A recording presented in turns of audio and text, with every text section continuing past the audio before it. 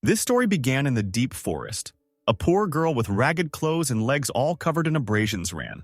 She was incredibly scared because she had done nothing, but the people around her considered her a real criminal.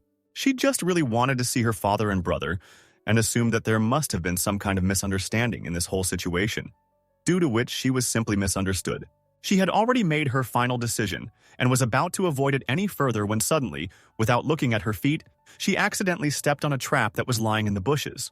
The girl screamed loudly in pain. Blood was pouring out of her leg around her. At that very moment, two men in police uniforms ran out and said that Siesta had finally been caught. They grabbed her arms and began to twist them so that the girl would not run away again. Immediately after this, Siesta was returned to the place where she was found. She went into a very dark cave that was in a completely different part of the forest. Of course, her leg was still broken. One of the guards pushed her towards the cold stones and said that she would have to sit in this prison for a long time so she could get used to the conditions around her. Siesta had beautiful purple hair. She sat in a distant corner of the cave and cried, but they at least gave her a bandage to bandage her wound on her leg. In fact, she thought that this time she could live a peaceful and calm life. However, everything turned out to be completely different. Some time passed, and the girl lay there, and with difficulty she still managed to fall asleep on these cold stones. They decided to let visitors in after all. They were two men. As soon as they went down and looked at the girl, they were immediately very upset. One older man asked his friend if she was still alive, but in fact these people turned out to be her brother and father. As soon as Siesta saw them, she was incredibly happy. She carefully approached the exit and asked if it was really her father who had come. However, suddenly she heard her father's voice, which said that Siesta must die, which of course shocked the girl incredibly. She could not believe that they could say something like that to her. She asked in a trembling voice why she had to die. However, father said that this was her destiny. He explained that Hans must be the next to inherit the title, and that not the slightest thing should interfere with this. For this reason, the girl must understand all the consequences. No matter how hard it was for Siesta to live through all this, she still sighed heavily and said that for the sake of her brother, she was ready to bear responsibility for the crime. However, in the end, she said that she had one request. The girl was already crying. She understood that she simply had no way out. And I say each word slowly. She asked them not to leave her.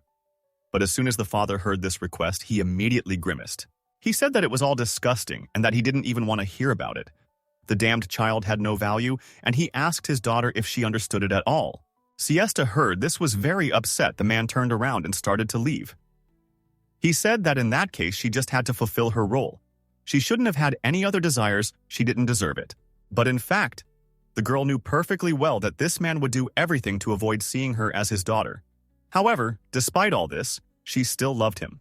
Then her brother suddenly tried to calm the girl down and told her not to cry. Siesta was very happy at that moment. She already thought that he would be able to help her and fulfill her request because she definitely did not want to die alone. But the man suddenly smiled maliciously and said that her main desire was to die for her beloved brother. For this reason, he did not understand why she had to worry about all this so much. As soon as the girl heard this, she was even more amazed. At some point, she really hoped that he would support her. However, in the end, she was wrong again. At that moment, she couldn't stand it. The girl raised her voice and asked her brother, why did he say such things? Did he really forget about his promise to save her? The guy explained that she was asking for salvation. Even though she died in her past life, covered in dirt, no matter how he thought about it, he still couldn't do anything. After all, he didn't have memories from her past life. Siesta was then very surprised. She asked if she had really lied to him about something. But the guy explained that her rebellious attitude was very different from Ermel's. If the girl was as sweet as Ermel, then everything would really be different. But as it was, he didn't see the point in even talking about it again. Siesta began to protest. She said that she was also his younger sister and she did not understand why he behaved this way. However, the guy didn't see anything wrong with this. He screamed at her, grabbed her by the hair and said that she was just a damn girl and definitely wouldn't be equal to Ermel. He asked what kind of hair color she had. She had blackened their entire mouth. Siesta tried to take her hair back because it was very painful for her and asked him to let her go. But the guy continued to hold her as if he specifically wanted to hurt her more. But soon, he finally let her go and said with a joyful smile that in fact he was ready to kill her right there. However, no one will be sad. And it was for this reason that he gave her such luxurious shackles. They were all in gold and beautiful precious stones. Siesta immediately looked at them and was very surprised. After this, the girl realized that he had planned all this from the very beginning, and she could not believe that she was such an idiot and simply believed him. Her brother reached for her head again and said that everything was right. It would be bad if she got in his way. For this reason, he simply had to do it. Siesta already thought that he would grab her by the hair again. However, the man simply stroked her head casually and removed his hand. And before he left, he said that he would inherit the title, and she should remember this once and for all. After he left, Siesta could not contain her emotions. She cried bitterly, because now she realized that she was deceived again, and this time she was definitely left completely alone. The girl had been betrayed and killed several times already, and since each time she wanted to trust people again and really thought that this would never happen to her again, she believed in their kindness and innocence. But each time turned out to be not the last, and she had to endure all this humiliation. In the life that Siesta now lived, she had to watch how her brother bought Ermel various precious gifts and gave her a choice. She could really take everything that she liked, even if it was too expensive. Despite the fact that Ermel was an adopted daughter and Siesta was a natural one, the attitude towards the girls was completely different and not what one might think. Because of this, she was, of course, very upset.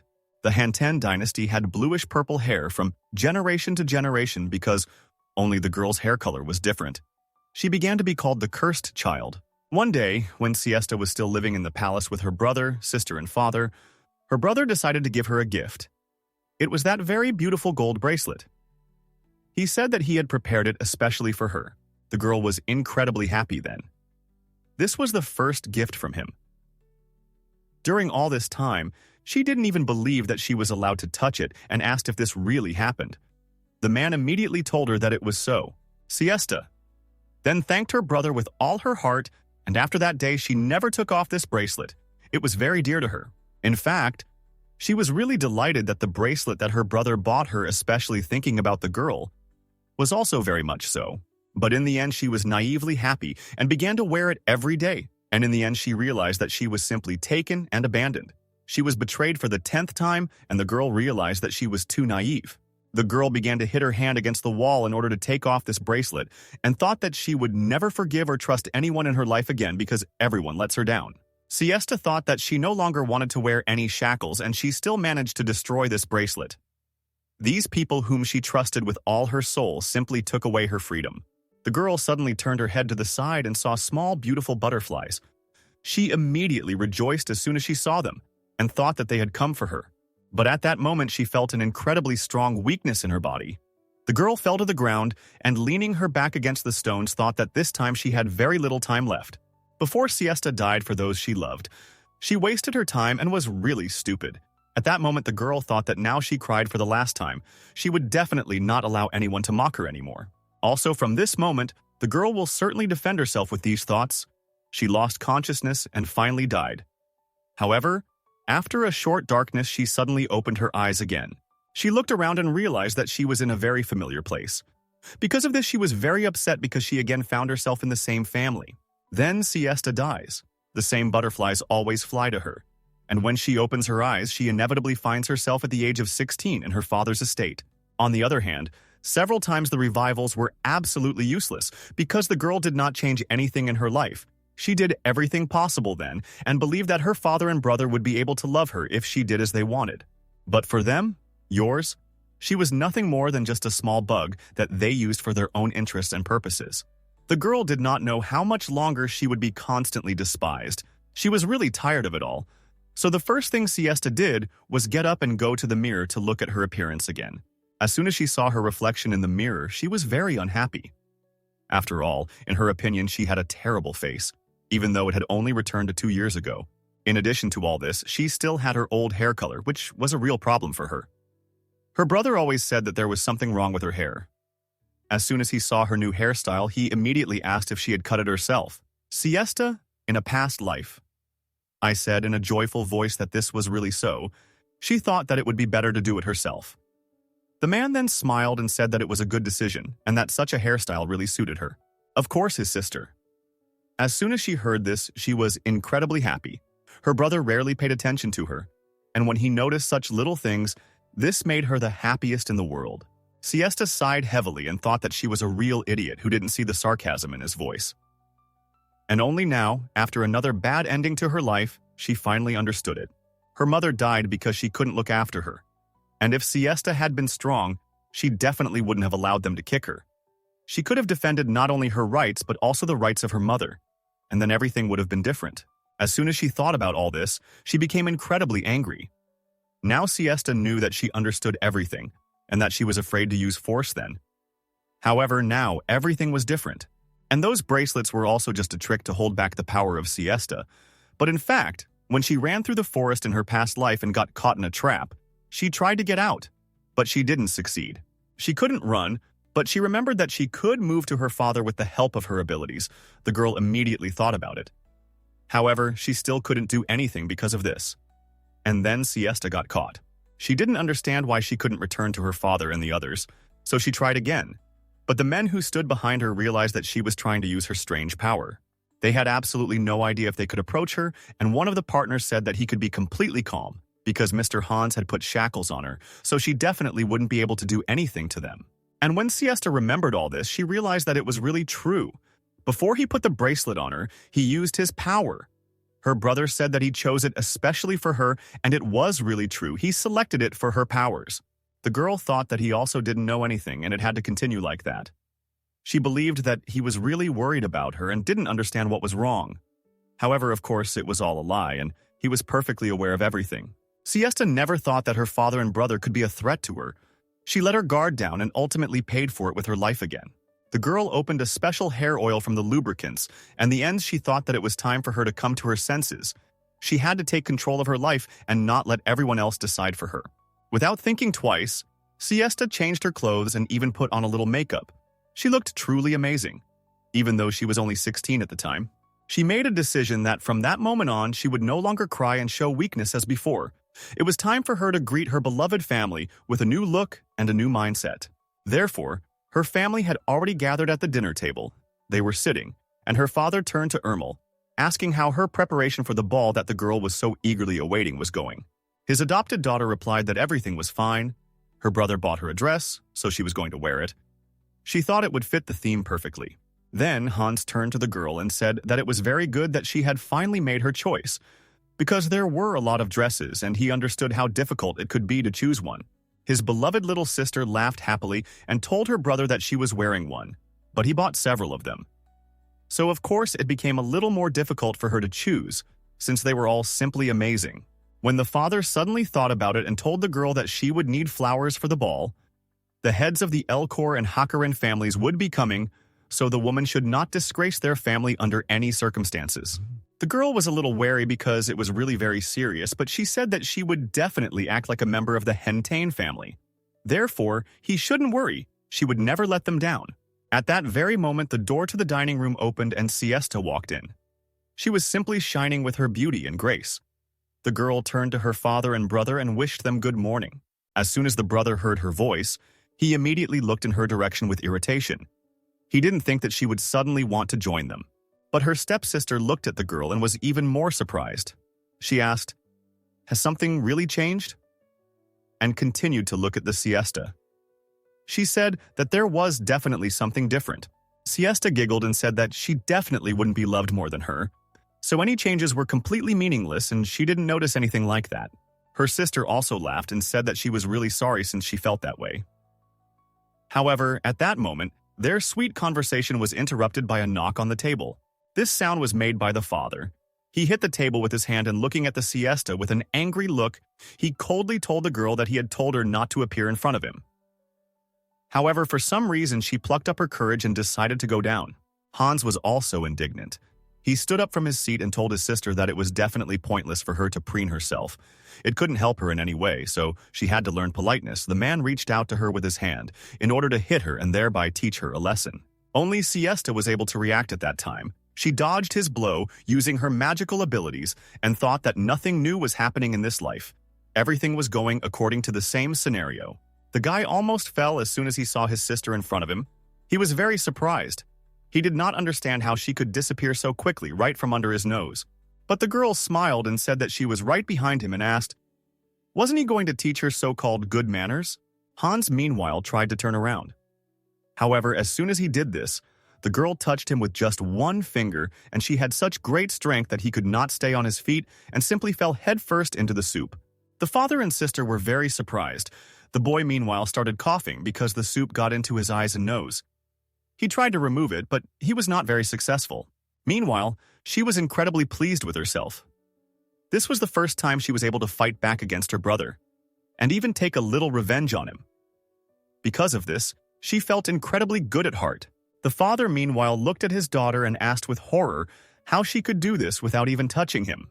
The girl made an innocent expression on her face and immediately said that this couldn't be happening. After all, she came to have lunch with her family and didn't do anything like that. She also said that she could ask for food to be brought to her like the others, and in the meantime she looked at the maid, giving her a sign. The maid immediately bowed and said that she would bring everything immediately. After everything around calmed down, Siesta sat down at her place and there was a rather tense atmosphere between them. No one said anything. This awkward silence was too long. In fact, after the girl had rebuffed her brother, her father looked at her silently for the first time and did not make any new comments. And he did not even drive her away. Moreover, even the brother, despite the fact that he clearly had Prince, learned a more difficult lesson and no longer even looked in the direction of the girl. He understood that he could only make things worse for himself in this way and simply accepted the situation as it was. After a short silence, Siesta turned to her entire family and said that all this time she had been sitting in her room alone and eating only stale bread. For this reason, she was now going to be near her family. She believed that this would be quite enough and that she deserved to dine with them. Only Guns heard this. He was really horrified. He didn't like this idea at all, but he still remained silent and didn't answer her anything about it. Siesta stood up from her seat and apologized for the recent incident, after which she finished her breakfast and left since there was nothing else for her to do there. The girl was very pleased with herself as soon as she stepped out into the corridor. Of course, she was very nervous.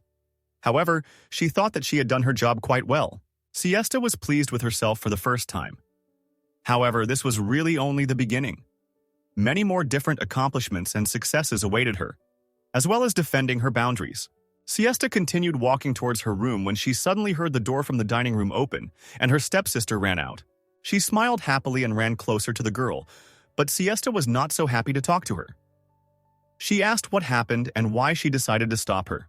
The girl, continuing to smile stupidly, said that Siesta had just been truly incomparable. She hadn't known that a girl could be so delightful and brave. Siesta, hearing these words, was not at all surprised, because before she had always been inconspicuous, so it was quite obvious that the girl did not expect such a display of character. Despite the fact that the girl did not expect to hear such words from Ermel, she did not understand what kind of strange premonition it was inside her, as if her body was trying to warn her about something. Then, Ermel continued to smile and told her sister that in fact she had wanted to improve relations with her for a long time, but was afraid to start. Siesta, hearing about this, was very surprised and asked if this was really true. Her little sister, smiling happily, said that everything was exactly like that, and so that they could get closer.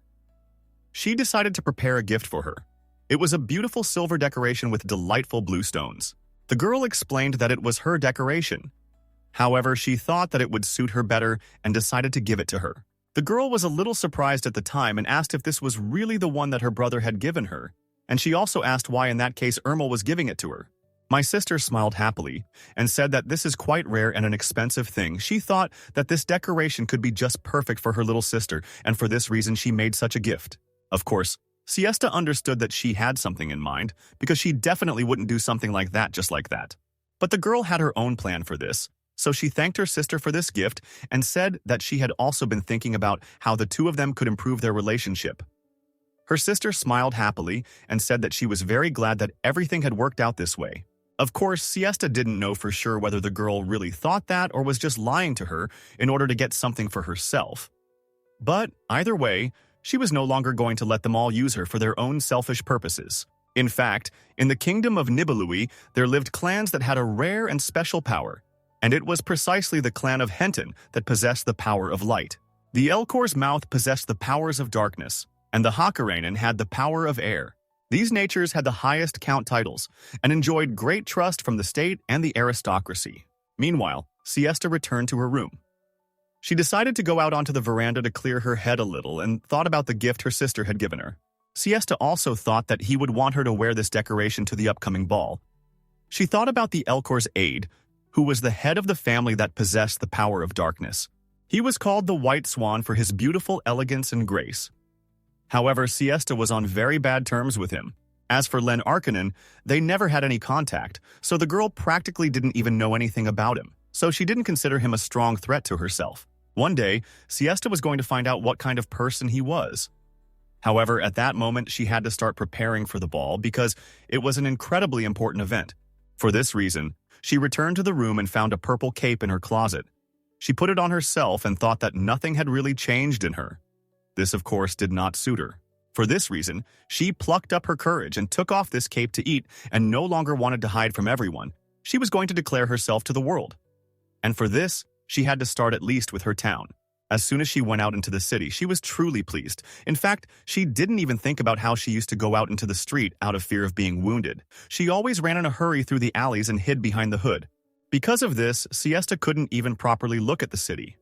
As the eldest daughter, she had the right to be treated fairly. For this reason, to begin with, she was going to change her style of clothing a little. As soon as Siesta entered the shop where they sew clothes, the saleswoman immediately ran up to her and said hello. However, as soon as she saw this girl, she immediately became very scared. The owner immediately recognized her amazing hair color and realized that this was the very same cursed child of Henton. Siesta, as soon as she saw her suspicious look at herself, asked if something had happened. The woman, meanwhile, was a little scared. She turned to her and said that nothing like that had happened. But of course the girl saw how she reacted to all this. For this reason, the girl said in a very serious voice that she personally came to this place and it was not an earthquake at all. She just wanted to look for a new dress for herself.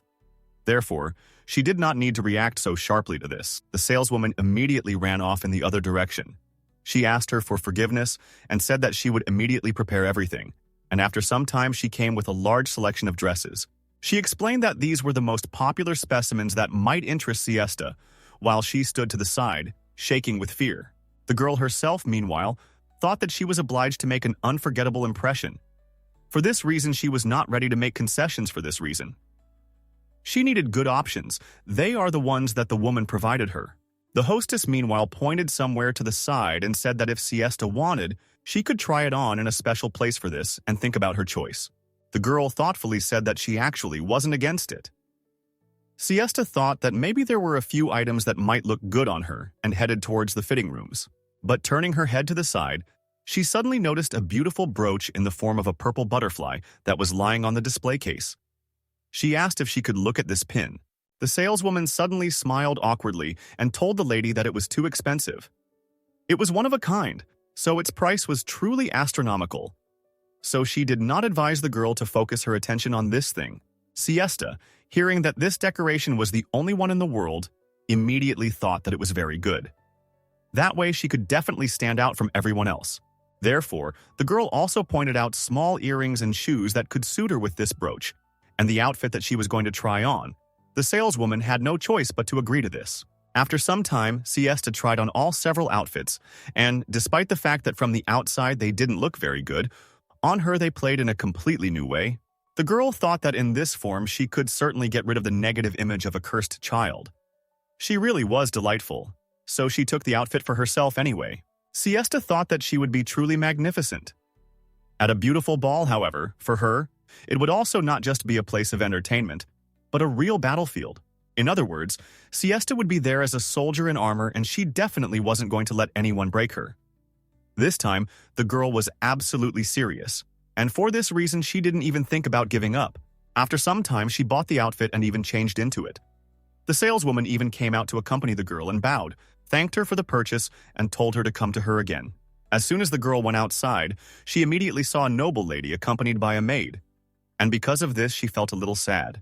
Siesta knew that she also needed a personal maid. But now, not one of the maids, even looking at the hair color of her brother or father, would even think of agreeing to take on this role, so the girl was completely alone. She went further and sighed heavily, thinking about where she could find a good and, most importantly, faithful person. At that moment, Siesta suddenly went out into the square and heard loud screams of some man. He was shouting at the poor little girl and saying that she was useless, and he even beat her. The man stepped on the poor girl's head and said that she was too fearless since she had decided to go back and asked to come back again. The girl who had bright green hair covered her ears with her hands. She screamed loudly and asked him for forgiveness. She said that this time she had done everything, so she really wanted him not to be angry with her and to finally listen. Siesta was shocked as soon as she saw all this. The girl just stood aside for a while and watched what was happening. She did not know whether she should interfere in this situation or not. The man meanwhile shouted at her again. He asked how he could not be angry with her and how she dared to answer him anything at all. Why she thought she had the right to be more polite than everyone else. She was nobody, and for this reason she should not even open her mouth. The girl continued to lie with her head down. She called him father, and after that she did not answer anything. The man meanwhile turned around and began to leave. He looked at her for the last time with a casual glance and said that everything was right. Idiots like her should still beg his generosity and not find it stupid to come to him. The girl then began to cry even more.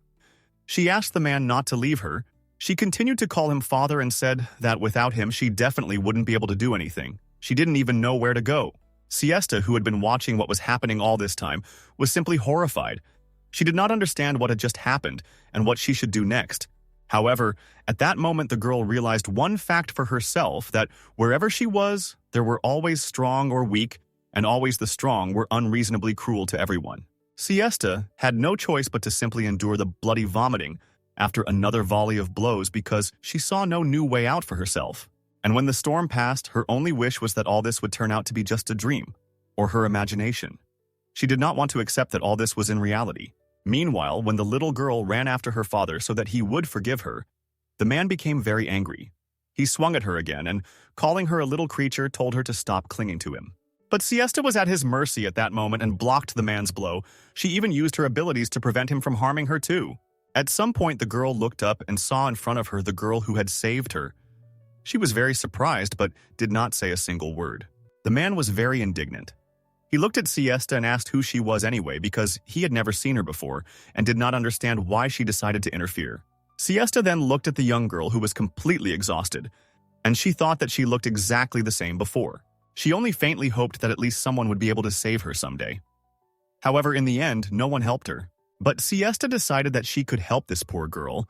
She turned to her and said that now she was not the same as before, so she asked that she also find the strength in herself to get up. The girl was very shocked. She continued to lie on the ground for some time, not understanding what this mysterious lady wanted. But the man laughed and asked who allowed her to command in this place. He also called her an idiot and told her to leave immediately and never again dare to interfere in matters that were not asked. But Siesta, of course, was not going to give in to his provocations. She just looked at him with a disrespectful look and told him to shut up completely because no one asked his opinion. The guy was very surprised when he heard this. He was not used to someone addressing him in this way, and especially not a girl. But Siesta smiled happily and asked if he really didn't understand what the cursed child of the Hanton family had told him, or if she needed to repeat it. And as soon as the man heard this, he was immediately overcome with fear. He understood who she was, and for this reason he didn't even say anything else. Siesta, meanwhile, turned to him again and asked where his former courage had gone, since he had been so brave to insult and attack them. The man, meanwhile, turned around and started to run away in horror. He said that this girl should never approach him because he didn't want to die. Siesta, meanwhile, was shocked. She could not believe that he, like the last coward, abandoned his daughter and ran away with his heels flashing. She was even disgusted to look at all this. Then, the girl turned to the poor thing, who was still lying on the ground, and asked if she had always behaved the same way as she did now. The girl looked at the unfamiliar woman in surprise. She didn't understand what she needed at all and how she should react in such a situation. Well, Siesta said that if she wanted to grovel all her life in search of love, then of course she could remain in that position or go back for her father.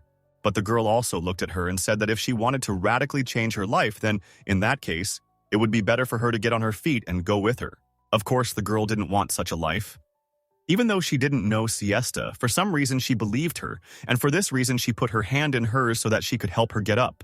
When Siesta turned around, she saw that many people were standing around them and whispering about something. The girl got very angry because of this and immediately yelled at them and said that there was nothing to see there. But they did not stop talking to each other about this situation, and Siesta asked if they really wanted her to curse them too. If not, then in that case they would have been better off listening to her. The people who were standing around and watching what was happening immediately became scared upon hearing this and started running away so that nothing bad would really happen to them. After all, they all believed in these stories about the evil cursed child. Siesta, as soon as she saw this, immediately laughed. She thought that saying that she was a cursed child, as it turned out, was quite useful, so she decided not to completely give up this title. After that, she finally took the girl by the hand and began to direct her in the other direction. The girl was very happy. She really expected that a new life was now waiting for her. As soon as the ladies came out of the dark alley, Siesta let her go and said that now she could live freely. No one would dare to offend her anymore, and the girl now had her own right to choose. However, the girl, hearing this, was shocked. She did not know what to do, so she did not stay in place but followed her savior. Siesta didn't pay attention to her for a while. She thought that the girls just needed to go that way as well. However, she soon realized that Da was just following her, so the girl stopped and asked why she was following her. She explained to the girl that now she was free and could go wherever she wanted. She had many choices now in life, so she did not understand why she found Siesta specifically for her. But the girl didn't answer. She just stood there and even started wringing her hands as if she was very anxious. Then the girl looked more closely and saw that she also had many scratches. She realized that this lady was injured and therefore accustomed to rough treatment, pointing out that living a siesta would not be able to give her the independence that the girl needed, therefore she was in a difficult situation. However, at that moment, she put her hand on the girl's shoulder and said that she believed in her with all her heart. If she suddenly had no reason to live because she did not know any other life, then she had a way out. Siesta said with a smile on her face that, in that case, she could live for her sake. The girl immediately became happy when she heard this. It was truly a great relief. Therefore, with tears in her eyes, she thanked her and said that this is exactly what she wanted to do. The girl was actually not against it. Then she said that everything was decided. And after that, she asked what her name was because she still hadn't found out her name. Jessica said her name. Then Siesta extended her hand forward and introduced herself, and she also said that she was incredibly glad to meet them. Jessica also smiled and said that she was also glad to meet them. Then we shook hands, and this became the beginning of their strong communication. At the same time, a tall, fair-haired man stood behind the alley. He watched the siesta and how she helped this unfortunate girl who was being abused by her own father. And in fact, as soon as he saw his friend, he was very surprised because she had changed quite a lot. And this, of course, interested the man. Some time passed since then, and finally the very day of the ball arrived. Siesta put on the dress that she had bought a little earlier and also did a beautiful hairstyle by inserting into her hair that expensive decoration that she had also bought. In fact, Jessica helped her dress and braid her hair. Now, she was her personal maid, and Siesta was very happy about it because she knew that she could trust this girl. She also noticed that the maid was quite skilled and assumed that all this was because her father forced her to do many different things. Jessica was indeed a good candidate for the job of a personal maid. She carried out any task, and now, after some time of living in the palace, she even looked different from their first meeting. Siesta suddenly turned to her maid who was tidying up her hair and said that absolutely no one in the world liked her hair color. However, for some reason the girl was not afraid of this. She asked why it was like that. Jessica, a little embarrassed, said that of course she wasn't afraid. She had thought from the first day that her hair was incredibly beautiful. To some extent, she even envied her. As soon as Siesta heard this, she was very surprised. She explained that it was the first time someone had told her such a thing. And in fact, she was pleased to hear it. Of course, her hair never pleased the girl. However, now that she decided to change her thinking completely, she even began to like this color. Smiling, she told Jessica that she was incredibly glad that the girl now worked for her as a maid. Hearing this, she also became embarrassed. It was important for her to hear these words. However, Siesta looked at the maid and said that she really hoped that in the future, everything would continue smoothly and that they would not have any conflicts. The maid smiled and also said that she hoped so. Some time passed since then, and Jessica, helping the girl to get up, said that apparently the rest of the lords had already left a long time ago and asked if this meant that she was late. But Siesta replied that she still had enough time, and she was already used to them always leaving her alone. So it was nothing new to her that the same thing happened this time. In fact, they never took the girl with them when they went out. And this time, of course, they also left her at home and didn't even warn her that they were going anywhere. Siesta thought that they would simply be stunned because a demon would appear at the ball. She was going to come there supposedly to save her father and the others with the help of her abilities. And in the end, everything will not go according to plan with her abilities. Trouble will happen, and the girl will receive a serious injury, because of which she will then have to undergo treatment for a long time. She still remembered that feeling when fangs dug into her skin. Her brother used her as bait to save himself, and because of this, the demon simply attacked her. Then suddenly Jessica turned her attention to the lady and noticed that she was very worried. She immediately told the girl that she had an unhealthy complexion and asked if everything was okay. Siesta, who clutched her throat for some time, tried to calm down. Soon she succeeded, and smiling she said that everything was fine. The girl immediately made an innocent expression on her face and said that she was fine. But she thought that her father was going to make her brother the next head of the family. He saw that Siesta could become an obstacle for him. The girl never received approval not only from her father, but also from the heads of the Elcor and Hakurane families. For this reason, she thought that she should first find out about the two of them, and only after that, perhaps, she could persuade them to her side. Therefore, soon Siesta went straight to the ball, where quite a lot of different guests had already gathered. They were chatting and discussing situations among themselves. Her brother was talking with his friends, his father was standing next to him, and the man he was talking to smiled and said that to his surprise the lady was not seeing her Siesta either. And at this ball he also asked if something serious had happened to her because she was really gone quite often. But the father spoke up and said that she was not at all suitable for such magnificent places. And the brother, smiling, said that whether she came or not no one would notice anyway, so they saw no point in even trying. Sesta, who was standing near the entrance at the time, thought that she was being put in a bad light again. She often did something without knowing that it was all in vain. After all her efforts were outweighed by bad words from her father and Hans. In fact, the fair-haired guy also heard these words, sighing heavily. He said that it was a pity that Lady Siesta did not come, because he came to this event precisely to see her. The other people who stood near Ido couldn't take their eyes off him. He was as gorgeous as always in his expensive suits and perfectly styled hair. As soon as Ida looked at them, they almost fainted. The man knew that they would have such a reaction, but he still liked doing such things. As soon as Hans saw this, he immediately sighed heavily and turned to his friend, asking if he was seriously continuing to do this, and also asked if he really wanted to meet his sister. The guy replied that he hadn't seen her since their mother passed away. She was already innocent then, like a flower bud. And he would be interested to know what kind of flower she had ended up becoming after so much time. As soon as the brother heard this, he even felt a little disgusted by this fetish. Of course, he considered his sister a completely different person and certainly could not compare her to a beautiful flower. At the same time, one beautiful lady in a bright red dress approached Ido and said that he was saying such wonderful words even about the cursed children. Therefore, she believed that he was a very noble gentleman, and this attracted her to him even more. Another lady agreed with her and said that it would be better if instead of the damn child he said something similar about her. However, the girl in the red dress got a little angry that she decided to interfere in their conversation, and because of this she rudely asked if she could shut up. She immediately declared that only she was worthy of Mr. Ido, so there was no point in anyone else even laying claim to him. The girls began to argue among themselves. However, at that moment Hans' father came up and said that he thought that he was most worthy of being an Ermel, a member of the same family of the great count, and asked if they thought so. As soon as the tall girl heard about this, she immediately became angry. It was Mrs. Alias, and she already wanted to answer something. However, the object of her adoration spoke directly. He sighed heavily and turned to her and said that he could not accept the attribution of superiority and humiliation to women in such a place for this reason. He would like her to stop such conversations because even he himself felt very uncomfortable about it. He turned to Lady Veronica and asked if she would relieve him of this place. The girl immediately beamed with joy. After all, it was she who believed that Ido was more worthy than all the others.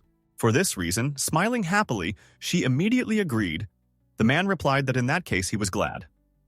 He liked it when such beauties as her smile and do not argue with other girls.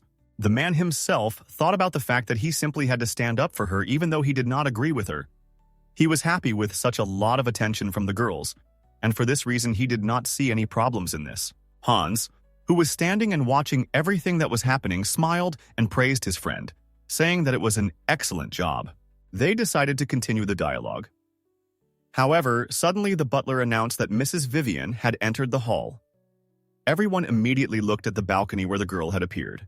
It was a beautiful young blonde lady. She had gray eyes, and she was wearing a very beautiful burgundy and white dress. Next to her, there was also a young guy with a short blonde haircut. The girl was very friendly. She was the empress of the state, and all the guests, as soon as they saw Vivian, immediately began to bow before her. They greeted the girl and wished her all the best. People started whispering among themselves. Someone said that whenever he saw Mrs. Vivian, she always smiled. She treated everyone equally, regardless of their status and position in society. It was worthy of respect. People believed that despite the fact that the princess was also a holy virgin, she was truly a real treasure of their country. Not only because of her titles, she was simply a kind person and thus attracted many. The fair-haired man who was accompanying Vivian looked around in the meantime and suddenly noticed that the lady he had been watching on the street for some reason was not at the ball. This surprised him very much. However, the girl suddenly started talking to the people and said that she was sincerely glad that they had all gathered on this wonderful day. She also said with a smile on her face that today they were all gathered for a ball organized by the royal family and asked if anyone would like to take the opportunity to make an announcement. She looked at Alias, who was Hans's father. And the man, of course, did not object and thanked the princess for such a wonderful opportunity. After this, he addressed everyone present and said that for a long time, he had been the head of the family and served the empire. But the time had come for him to hand over his place to his eldest son, Hans. Only at that moment, his speech suddenly stopped, as a huge whisper went through the hall because people looked up and saw large glowing butterflies that were incredibly beautiful. They did not understand what these shining butterflies were, and at that moment they immediately thought that the same cursed girl from the Hanton family had arrived. Alias, hearing and seeing all this, immediately panicked. He did not understand what kind of gaze he heard because he knew that he had left his daughter at home, so she definitely could not have appeared in this place. Hey.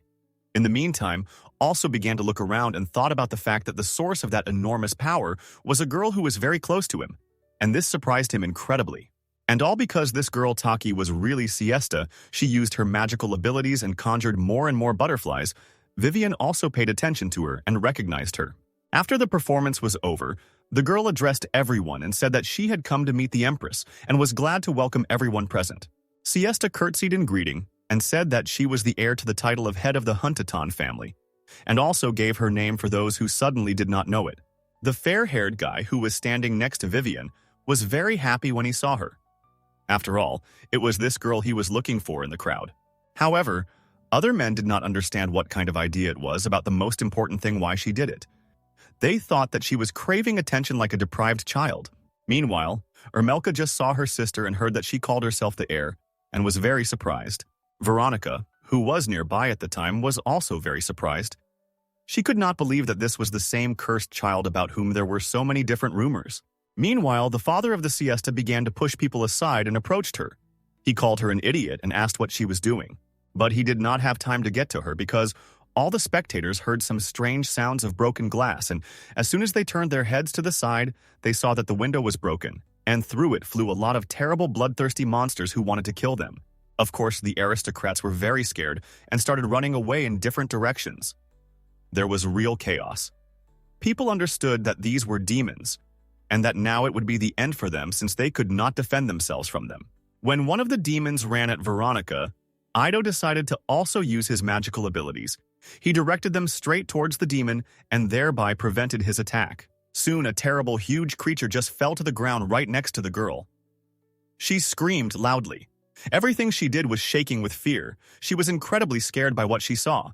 But the man came closer to her and said that she needed to run, and also asked if everything was okay with her and if this monster had hurt her anywhere. Veronica immediately thanked him and said that she was fine. After that, she started to run away, and Ido looked to the side and saw Link next to him, who was the head of the Hakurane family and possessed the power of air. Smiling happily, he turned to the guy and said that they worked well together, and he also added that he was not going to lose to this terrible monster, so he would also like to fight. In fact, in the 8th reincarnation, Siesta Monster ate her before she even saw the two using their powers. So the girl thought that she should first determine the level of power that she could use against these demons. Chaos continued to rage around. Veronica ran towards the exit. However, there was too big a crowd there. She saw that a monster was also starting to approach the people. Everyone around was shouting and pushing Vivian, who was also standing on the balcony and watching this. Her Sokka was very scared. She ran down and said that they should help these poor people. However, the guy who was accompanying her suddenly grabbed Vivian by the hand and said that it was too dangerous there, so it had to stop immediately. With difficulty, he still managed to take her away, and before he left, he saw that there was also a ramp below. No matter how much he wanted to save her, he could not do it. Ado, meanwhile, stood to the side and watched everything that was happening. He didn't even pay attention to the fact that a monster was approaching him from behind. Link saw him first. He ran to the guy and told him not to let his guard down under any circumstances. He managed to react in time and use his wind abilities to neutralize this monster. As soon as people saw how he did it, they were delighted and thought that it was not at all surprising why he became the head of the family at 14 years old. Ado, meanwhile, was completely calm. He was glad that he was saved. However, in fact, he was not very worried about it. Link was running past the window that had broken and suddenly noticed some sparkling thing on the ground. The guy immediately stopped and picked it up, looking at it more closely. He noticed that it was a magic crystal. He was very surprised by this. Meanwhile, a fair-haired guy approached him. He saw his partner's anxiety and immediately asked what happened. Link didn't show him the stone. He hid it in his pocket and said that everything was fine, and also suddenly began to cover his face with his hand. Siesta, who was also standing nearby and watching all this, understood what power and what level of abilities they used. Therefore, very soon she was also ready to join this confrontation and show everyone around what a capable girl she was. Meanwhile, she looked around the crowd and didn't see her brother there. She realized that he had somehow already managed to escape, and this surprised her a little. This was indeed the case, as the father took Ermel and his son by the hand and began to lead them to the exit. He said that they should not be there but should go to a safe place so as not to get hurt. Ermel was very happy about this. She was grateful to this man for taking care of her, even though she was not related to him by blood.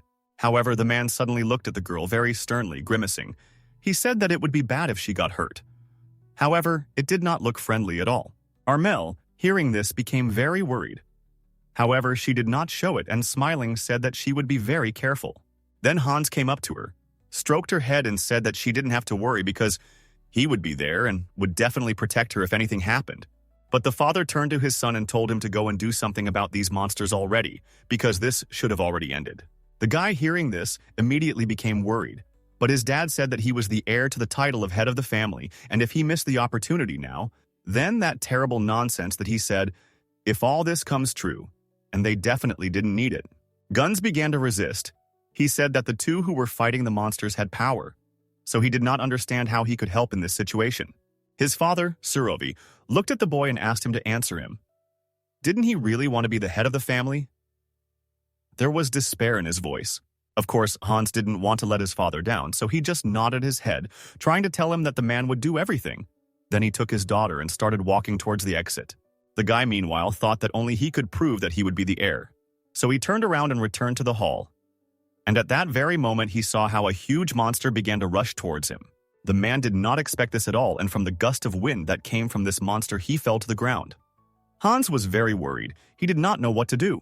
The monster, meanwhile, began to approach him very quickly. The guy could not do anything against it, so he simply shouted and told him to stop. But of course, this did not happen, so he sat on the ground and covered his face with his hands so as not to see his death. However, in the meantime, Siesta ran up to them. She covered him with her body, and the guy, seeing this, thought that this was a very bad idea. Since the man was going to set her up, he hit his sister straight in the back and made sure that she was even closer to this monster. The other two family members who had abilities immediately panicked upon seeing this and tried to run to the girl in order to save her. However, they were too far away. The monster had already opened his mouth to eat the Siesta. However, the girl was not worried. On the contrary, she even smiled. He immediately ran and began to address the girl and told her to be careful. Then suddenly he saw that the other monsters had turned around and were already beginning to approach them as well. They blocked his path so he couldn't run to the girl. The guy tried to resist these demons. However, it took some time. As soon as he dealt with the two monsters, he looked towards the Siesta and realized that he wouldn't have time to reach it anyway. But when he saw the girl's face, he was surprised. He didn't understand why she was smiling. At that moment, Siesta raised her hand up and used her magical abilities. She just touched that monster and it immediately fell dead to the ground. As soon as Linku saw this, he was very amazed. He did not understand how she was able to defeat him with just one touch. He had never seen such power before. Immediately after this, many white butterflies began to appear around the girl. The man, watching what was happening, was delighted. He considered this sight beautiful. Ado, who was standing nearby and also watching everything that was happening, was amazed because not even a second had passed and she had risen in strength to such a level that he had never seen anything like it in his life. When everything finally calmed down a little, Hans turned to his sister and said that it was not customary to show strength in public. However, they used it one after another. Because of this, he became very worried. Meanwhile, people began to whisper among themselves. One of the aristocrats said that it was undoubtedly the power of light and that they were seeing it in person for the first time. The lady who accompanied him said that those fierce monsters turned into fluttering butterflies, and she could not believe that such a thing was even possible. People around began to applaud with admiration. They approached the siesta and wanted to talk to her, but the girl addressed them first. She told everyone present that as they could now see for themselves, she used the same power as the Elcor and Hurakan families, so she declared herself the heir to the title of head of her family. The people around heard this and were scared. They thought that this could not happen. One of the girls even turned to Ido and asked if he knew about this. The man himself was sincerely amazed. He said that he actually thought that Hans would become the head of the family and certainly did not expect that the girl would declare herself as such. Hans, who heard all this, became very angry. He got up from his seat and began to leave as quickly as possible before he attracted unnecessary attention. His friends smiled happily and said that they could talk about it. After all, they weren't strangers. And if he needed a helping hand, he was ready to listen to the guy. Ado also said that he believed that the hentai family's strength was the weakest of all three families. However, as it seemed to Siesta, he was very wrong. Guns began to be indignant. He said that it was all fake. This girl was a cursed child, and she could not use the power of the Henta family. At some point, her father began to return to the hall. He said that she was simply deceiving people in order to attract attention to herself, and therefore, he said that they should under no circumstances listen to her. Hans was very scared because of his father's approach. He knew that he would be scolded severely, so he put his hand on Siesta's shoulder and called her a pathetic girl. However, he said that this time it was too much. She shouldn't have done that. He also smiled and told her to correct her mistake. But in fact, Siesta understood that her brother did not have the influence of the head of the family. He looked down on everyone, but he himself had always been a real loser. The girl often faced injustice on his part.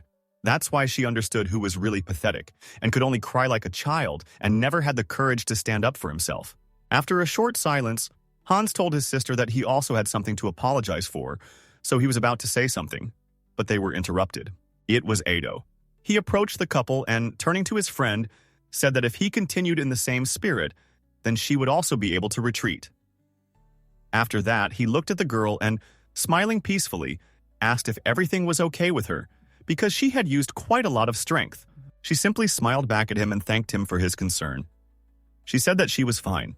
Over time, people began to talk among themselves. They said that they thought that Mr. Hans was more intelligent. However, in the end, he appeared to be a completely different person now. Someone else agreed with her and said that he didn't understand which of these things was true. However, at the very least, he was lowered in the eyes of others because he had acted really strangely. Over time, the father came up to them and said that this was really too much. Ermel stood nearby and watched everything that was happening. She noticed that the father was very angry, and because of this, she became wary. However, at that moment, Link turned to them all and asked them to stop. He looked at the siesta and with a smile on his face said that it was really amazing. The girl was a little surprised when she heard this. She didn't expect to hear compliments in her direction. However, she was really pleased about it. Link began to speak admiringly about how the way she turned monsters into butterflies could never be repeated by anyone else. And for this reason, he was very grateful to her for such an impressive show. Smiling happily, he also turned to the guests and asked if everyone saw how it happened. He also asked if they thought it was cool, because it really was cool. One of the noble ladies thoughtfully said that of course it was interesting because the monsters evaporated without leaving even a small trace behind them. And the man who accompanied this lady also said that fortunately there were no casualties either, all thanks to the three great grab families, and he was incredibly grateful to them for this, because it is really important. Link smiled and said that of course they had to do it. Their power is needed to protect people. For this reason, he is very glad that this time it also went without. But with me maybe dressed, Ayesta was very glad that this boy instantly changed the tense atmosphere. She was also happy that he started talking a little, because in this way she was able to start to get to know him a little better, and soon perhaps she could establish contact. Linka smiled and said that, in fact, he also doesn't like such formal events. so at least he was able to relax with the help of these monsters. After that, he came up to her from the other side and said that it was very good that she came on this day, and also suggested that they talk a little more because he would definitely like to get to know her a little better. The girl, meanwhile, looked at the upper balcony and noticed that Mrs. Vivian was not there, so she assumed that she had also been evacuated, which was quite obvious. She was able to make an impression as the heir to the title of head of the family, so there was no longer any need for her to stay in this hall and simply waste her time. For this reason, the girl told Link that she was grateful to him for this invitation. However, she would like to take advantage of the opportunity to talk another time, because now she had to leave. She also addressed all the people present who were looking at her without stopping and asked for forgiveness for leaving them so early on that day. Siesta explained that the next time they would definitely see each other was at the inheritance ceremony, after which she activated her magical abilities and disappeared in the same place where she appeared. Ado, meanwhile, smiled happily and said that her figure dissolved into the crowd of people. It was time to end the adventures for the day, so he said that it was time for him to leave too. And heading towards the exit, he turned to Hans, who was still standing incredibly shocked by everything that had happened. He told the guy that his complexion was unhealthy, so he advised him to also go and rest. The friend did not refuse this. Therefore, they left the hall together, where the lively conversation continued. All the people discussed everything that had happened. After all, they were really surprised by what had happened. Meanwhile, Link stood in place. He looked at the departing couple and thought that he had definitely planned something and it wasn't so good. Meanwhile, Siesta teleported with the help of her abilities straight to her bedroom, where Jessica was already waiting for her. The maid, seeing her mistress, smiled happily and greeted her, saying that she was very glad that she had already returned. Siesta meanwhile smiled happily and said that her appearance went through the van. Her brother and the others really made fun of her all these years because she really was good. Jessica came closer to her and asked if she was always under so much pressure from that Hans, because now she seemed so free and happy when she no longer followed her brother's orders. She said that she understood everything correctly, but the most important thing was that now everything was different, so she suggested not to focus on this not very pleasant topic. Jessica agreed and changed the subject. She asked if the lady was tired and also added that she had taken care of everything in advance and prepared a bath for her so that the woman could wash herself thoroughly and relax. I immediately thanked her and said that she was just thinking about freshening up before going to bed, and for this reason added that I would go straight there immediately. But before leaving, she also said that she would call Jessica again, because she would probably have some difficulties after that. She went to the bathroom. Several hours had passed since then, and the girl had already managed to take a bath and was sitting in the living room completely relaxed with a cup of hot tea. As soon as she heard loud steps behind the closed door, she immediately realized that it was her brother and father who had returned. For this reason, she was already prepared for this unpleasant conversation. And the girl was indeed right, because after some time the door to her room opened and they both started yelling at her, asking if she even understood what she was doing. Siesta was completely calm. She smiled and told her brother to also calm down. After all, if he was so excited, his blood pressure would rise, and he might feel ill. How could she say that she had just drunk some chamomile tea and asked if her brother would also like to drink a cup to calm his nerves, which were clearly on edge? The man only got even more angry from this. Hans came closer to her and asked what she had done. Did she really consider people to be idiots? At the same time, Irma approached the door. She looked inside and thought that her brother was very nervous in the carriage, so she decided to check how things were going there. As soon as she did this, you also heard your father's voice, who asked Siesta if she had completely forgotten what he had told her for many years. He came closer to her and said that she was forbidden to show herself in public because she was already aware that she was a disgrace to their entire family. And now she just took it and unceremoniously broke this rule. He also said that he was very disappointed in her. After all, she also dared to use her power, which was also seen by strangers, so he did not understand how Siesta could do this to him.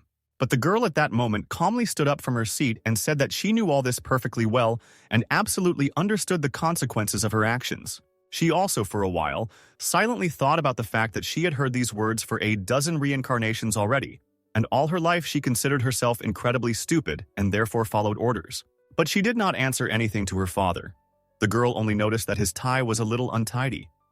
She came closer to him and said that it was surprising because before he had never forgotten about his appearance and always kept it in perfect condition. She began to straighten his tie and said that she never even thought of violating his instructions. She quickly tightened his tie to his throat and said that very soon his father would have to accept reality because the strength of their family was not manifested in him or his brother. Their strength appeared precisely during the siesta. For this reason, he simply needs to accept the situation as it was and not resist, because it will be useless anyway. She explained that even if he hid it, the truth would not magically disappear. Therefore, very soon she was sure that he would acknowledge it and come to terms with the whole situation. Otherwise, she could make the two of them disappear at any moment. At that moment, Siesta waved her hand and many white butterflies appeared around her, which appeared after she defeated the monsters. Father and brother immediately began to wave away these butterflies because they were afraid that they could do something bad. But the girl then waved her hand again and they all disappeared. Then Siesta turned around and said that this room was not suitable for the heir to the title of head of the family, so she wanted to move to the top floor. At that moment, the color of her eyes changed and one of them became purple. The girl with a smile on her face asked if anyone objected if she made such an exchange of rooms. Without even waiting for an answer, Siesta simply took and left the room, where she immediately saw her younger half-sister. But she didn't say anything to her and simply left. Meanwhile, she approached her brother and father and said that it would be terrible if they left her and went away. So she was next to them. Some time passed from that moment. The siesta met Jessica, who came out to meet her and told the lady that she had already finished moving her things to the new room. They decided to do this in advance because they were sure that there would be no objections. The girl then thanked her and said that there weren't that many things, so it was good that they dealt with them quickly. Then the maid bowed and said that it was time for her to go. But Siesta stopped her and asked if she really intended to stay in the lower rooms. She thought that it would definitely be uncomfortable for the girl to be there. That's why she said that the bell to call would be too far if she was downstairs, and the girl simply wouldn't hear it, and therefore wouldn't be able to come on time. Jessica then said that she would stand next to him and listen attentively absolutely every minute of her time. But the girl, hearing about this, was very surprised and asked why this was necessary. Siesta was of course pleasantly surprised that this girl was ready to do everything she said. However, she didn't want to torment her like that either. She told her not to do it. After all, she had a better solution. She offered Jessica to live in the next room and was not going to discuss it. Meanwhile, the maid already wanted to object. However, Siesta said that she was the maid of the heir to the title of head of the family. For this reason, the people in the mansion do not think very well of the two of them, and in any case, all this is very difficult. Therefore, she believed that in this way, there would be much less attacks on the girl and she would be able to cope with her duties as best as possible. Therefore, Siesta did not want to hear any excuses.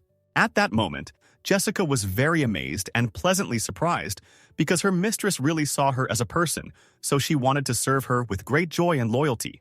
When the next morning came, Siesta was going downstairs to go and walk in the garden. However, a maid came running to meet her. She screamed loudly and looked very worried. Siesta immediately asked what was wrong and why she was in such a panic. The girl then explained that Mr. Link, the head of the Hakare family, had arrived there. Siesta was very surprised that he arrived and even excited. She didn't know what he wanted and what to expect from this man. She began to descend even lower. And then suddenly she heard a scream, precisely from Link. He was very irritated and asked the men, namely the girl's father and her brother, how many times they needed to repeat it so that they finally understood. He said that he came to meet not Ermel but for Siesta, so he hoped that they would finally let him in to see the girl. After all, he didn't have much time. Siesta had already gone down and saw Link. She immediately smiled and greeted him. The guy paid attention to her and ran to her, not paying attention to the two men who were standing and talking to him a minute ago. He came closer to her and with a smile on his face said that he hadn't managed to talk to her yet. That's why he came, because he really wanted to get to know her better. He glanced at her family and said that it was very difficult to talk to them because they insisted on one thing, although he needed something completely different. So he barely made it to the girl. Siesta smiled and said that in fact she understood him perfectly well because she was not on good terms with them either. So she even sympathized a little. I thought that in order to prevent her from becoming the head of the family, they decided to use the head of the Harkonnen family on their side. This was a completely obvious move on their part. They didn't even intend to tell her about Link's visit. She only found out from Jessica, who noticed the guest. If she hadn't accidentally passed by, she was sure that she would never have been able to meet him. After a short silence, Linka said that it was inconvenient to talk in this place, so he took her by the hand and began to lead her outside, saying that they would be calmer there. They also decided to go out into the city in order to unwind a little and be away from the family. During the siesta, the girl involuntarily followed him, although she didn't even know where he was leading her. They passed by a saleswoman who looked at them without taking her eyes off them, after which she happily smiled and said that this was baby Link. And after that, she asked who that girl was next to him. The guy was very embarrassed. He started yelling at her and asked her to stop calling him baby, because it was very awkward. The woman was very surprised to hear this and said that he had never been against it, and that she had always called him that and he had not objected. The guy shook his head and laughed, saying that he certainly didn't like it when people addressed him formally. However, that also didn't mean that he needed to be addressed as if he were a small child. The girl looked around and thought that these were the lands of the Karakan, and the inhabitants there were proud of the fact that they earned money through trade, and they were really very good at it. However, passing by the next customers, she heard a whisper behind her back. They were talking about the fact that this was the cursed girl, and were saying various nasty things, even though she could easily hear it. Siesta was shocked that even in a completely different place rumors about her were spread. However, Link also heard these words and he decided to stand up for the girl. He turned to them and said that if anyone had complaints, he was ready to listen to them and perhaps even take some measures. However, he advised them not to talk behind anyone's back. After all, that's mean. The guy and the girl were very embarrassed. They felt ashamed that they allowed themselves to behave like that and laughed nervously and said that of course they had no complaints. And they also thought it was very sweet that Link decided to stand up for her. The guy, this angered him even more, wanted to approach them and say a few kind words, but Siesta stopped him with her hand. The girl said that they were just brainless fools, that's all. Therefore, she advised him not to get involved with them, because it was impossible to prove anything to these people anyway. The one who was just saying nasty things behind her back heard this and was very indignant. He already wanted to say something like that, but Siesta continued her conversation. She said that only a few could defend their own opinion, while others preferred to believe stupid rumors spread by people who have nothing better to do. She also said that she doesn't think that people with low intelligence will be able to understand this, because they judge people only by their appearance. This was already an appeal directly to the couple who were talking behind her back. So she said that there was no point in even hanging out with them. The guy got very angry when he heard this. He advised her to be careful with her words, otherwise she might get punished for this. Another woman who loved Link very much approached these two and said that he had no right to talk like that about little Link, because he was actually a very important person. Another man who was a local comm also decided to stand up for the guy and the siesta. He said that these people definitely have no reason to judge him. After this, the woman who stood up for the boy said that the people themselves were to blame for not understanding who was in charge in this village, and because of this, they made such gross and stupid mistakes. They felt very awkward. The woman said in a quiet voice that they were actually guests in this place and were not at all native residents of this city. So she did not understand why there were such complaints about them. However, the woman said that if they were guests, they should definitely behave even more politely than the others. If it weren't for the help for the Hakurin family, they wouldn't even be able to trade, so they owed them everything. But on the contrary, they treated the family member very badly. In fact, everything from the development of distribution channels to the success of the criminals who collected money was all in this city. Meanwhile, people gathered around. They condemned these people because the Hawk Rain family helped everyone regardless of status, not to mention the rest of the nobility, but they dared to offend the lingo like this. All the residents of the city said that those who consider Mr. Link a fool are their enemies, and it is better for those people not to appear in the city. They were really very cruel and were ready to defend his honor to the end. The couple started to leave. The man said irritably that they would definitely not come back here again because the people in this place were somehow really evil. Siesta, who stood opposite and watched all this, was very surprised. It was common for those who gained power to become heads of families, and she thought that it was because of their power that they had a positive attitude from other residents. However, now that she saw all this, she realized that the Hakurin family was not like that at all. Link was popular among people because of his good nature and ability to communicate well. After this, the girl felt a little sad and she thought that, unlike him, she definitely didn't have any communication with people. Everyone just called her names and humiliated her. The guy, meanwhile, turned to the city residents and said that they were all so worried, although he could have handled it himself so they didn't have to do it at all. The city's multipliers protested and said that if someone was looking down on little Link, they couldn't just remain silent and stand aside. Of course, they wanted to defend his honor and rights. After that, the very first lady who saw Link and greeted him turned her gaze to the siesta and decided to talk to her. The woman told the girl that those piercing words could not be matched with her graceful features, So she was very amazed by the girl's beautiful wisdom, and because of this, she wanted to thank her. And the man who also stood up for Link agreed with the lady and said that Siesta understood exactly what little Link meant to them and was ready to defend him herself, and they were very pleased about that. Then the guy handed her a whole basket of apples and said that someone like her should be greeted with great honors because she is truly a noble person. Other residents also began to give her various treats, and soon she had collected many baskets. Siesta was surprised that no one despised her as a cursed child. On the contrary, everyone thanked her and was very happy. The girl decided that she should behave and act the same way as Link, and then everything would definitely be fine. However, she did not know too much about these people from her city, and for this reason she needed to get to know them better. Some time has passed since then. Link took half of the things that the residents gave him, and they only reached a small cafe to drink tea. Siesta was actually very tired, and even tea did not lift her spirits and energy. Then, suddenly Linka noticed that she looked very sad and asked if her hands were okay. The girl replied that everything was fine. Moreover, she definitely couldn't complain about the gifts, because these people were so kind, and she was very happy that everything happened this way. Siesta still couldn't get used to the fact that she was previously despised, and now she was even thanked. She was confused. The girl didn't understand the logic of these people at all. But still, she was still a little happy, so thinking about it, the girl's mood even improved, and she smiled. Link noticed this, and he also smiled and said that he was actually very glad that they met, which is why he brought her to this place. The girl was very surprised to hear this. However, the guy stood up from his seat and pointed back and said that the girl could rest there, and she thanked him for this because it would really be too hard to return home with all these bags. But at that moment, a little girl who was playing nearby accidentally dropped her ball. It rolled out onto the road, and of course she ran after it. Because the girl was still very small, she did not notice that it was a roadway, and for this reason did not see how the horses were rushing straight towards her. She found herself in great danger. Siesta immediately stood up from her seat. She slammed her hands on the table and shouted loudly, asking the girl to be careful. Link also noticed this. He understood that he needed to act quickly, so we use our magical air abilities. He lifted the carriage up and was able to save the baby. The child herself, meanwhile, bent down, screamed loudly, and burst into tears. But when she realized that the trouble had passed, she ran to meet her mother. The girl continued to cry loudly. She hugged her mother, and Link, meanwhile, was very pleased with his work. He looked at them and even smiled. He was glad that everything was okay.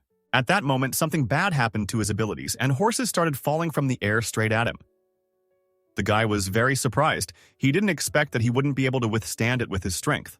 Siesta, meanwhile, noticed this terrible situation. She was also afraid for Linko, so she ran towards him and wanted to push him off the road.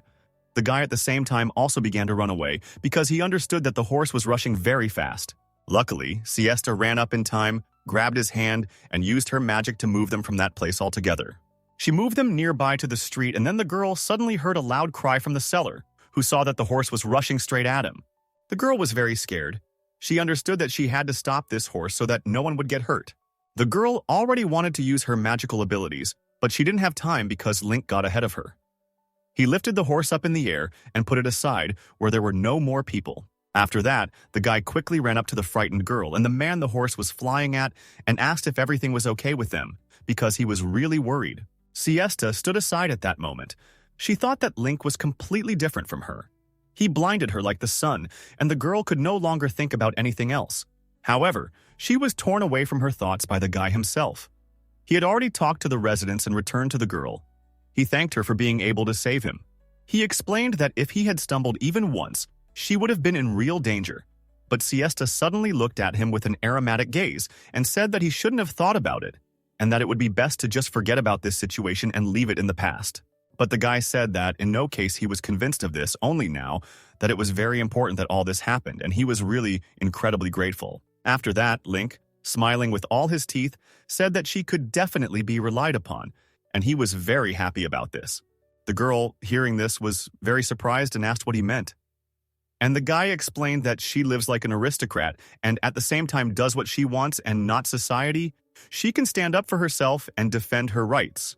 The man said that he had heard that Ido was also doing this, but Fiesta drew his attention to the fact that he was not even an aristocrat.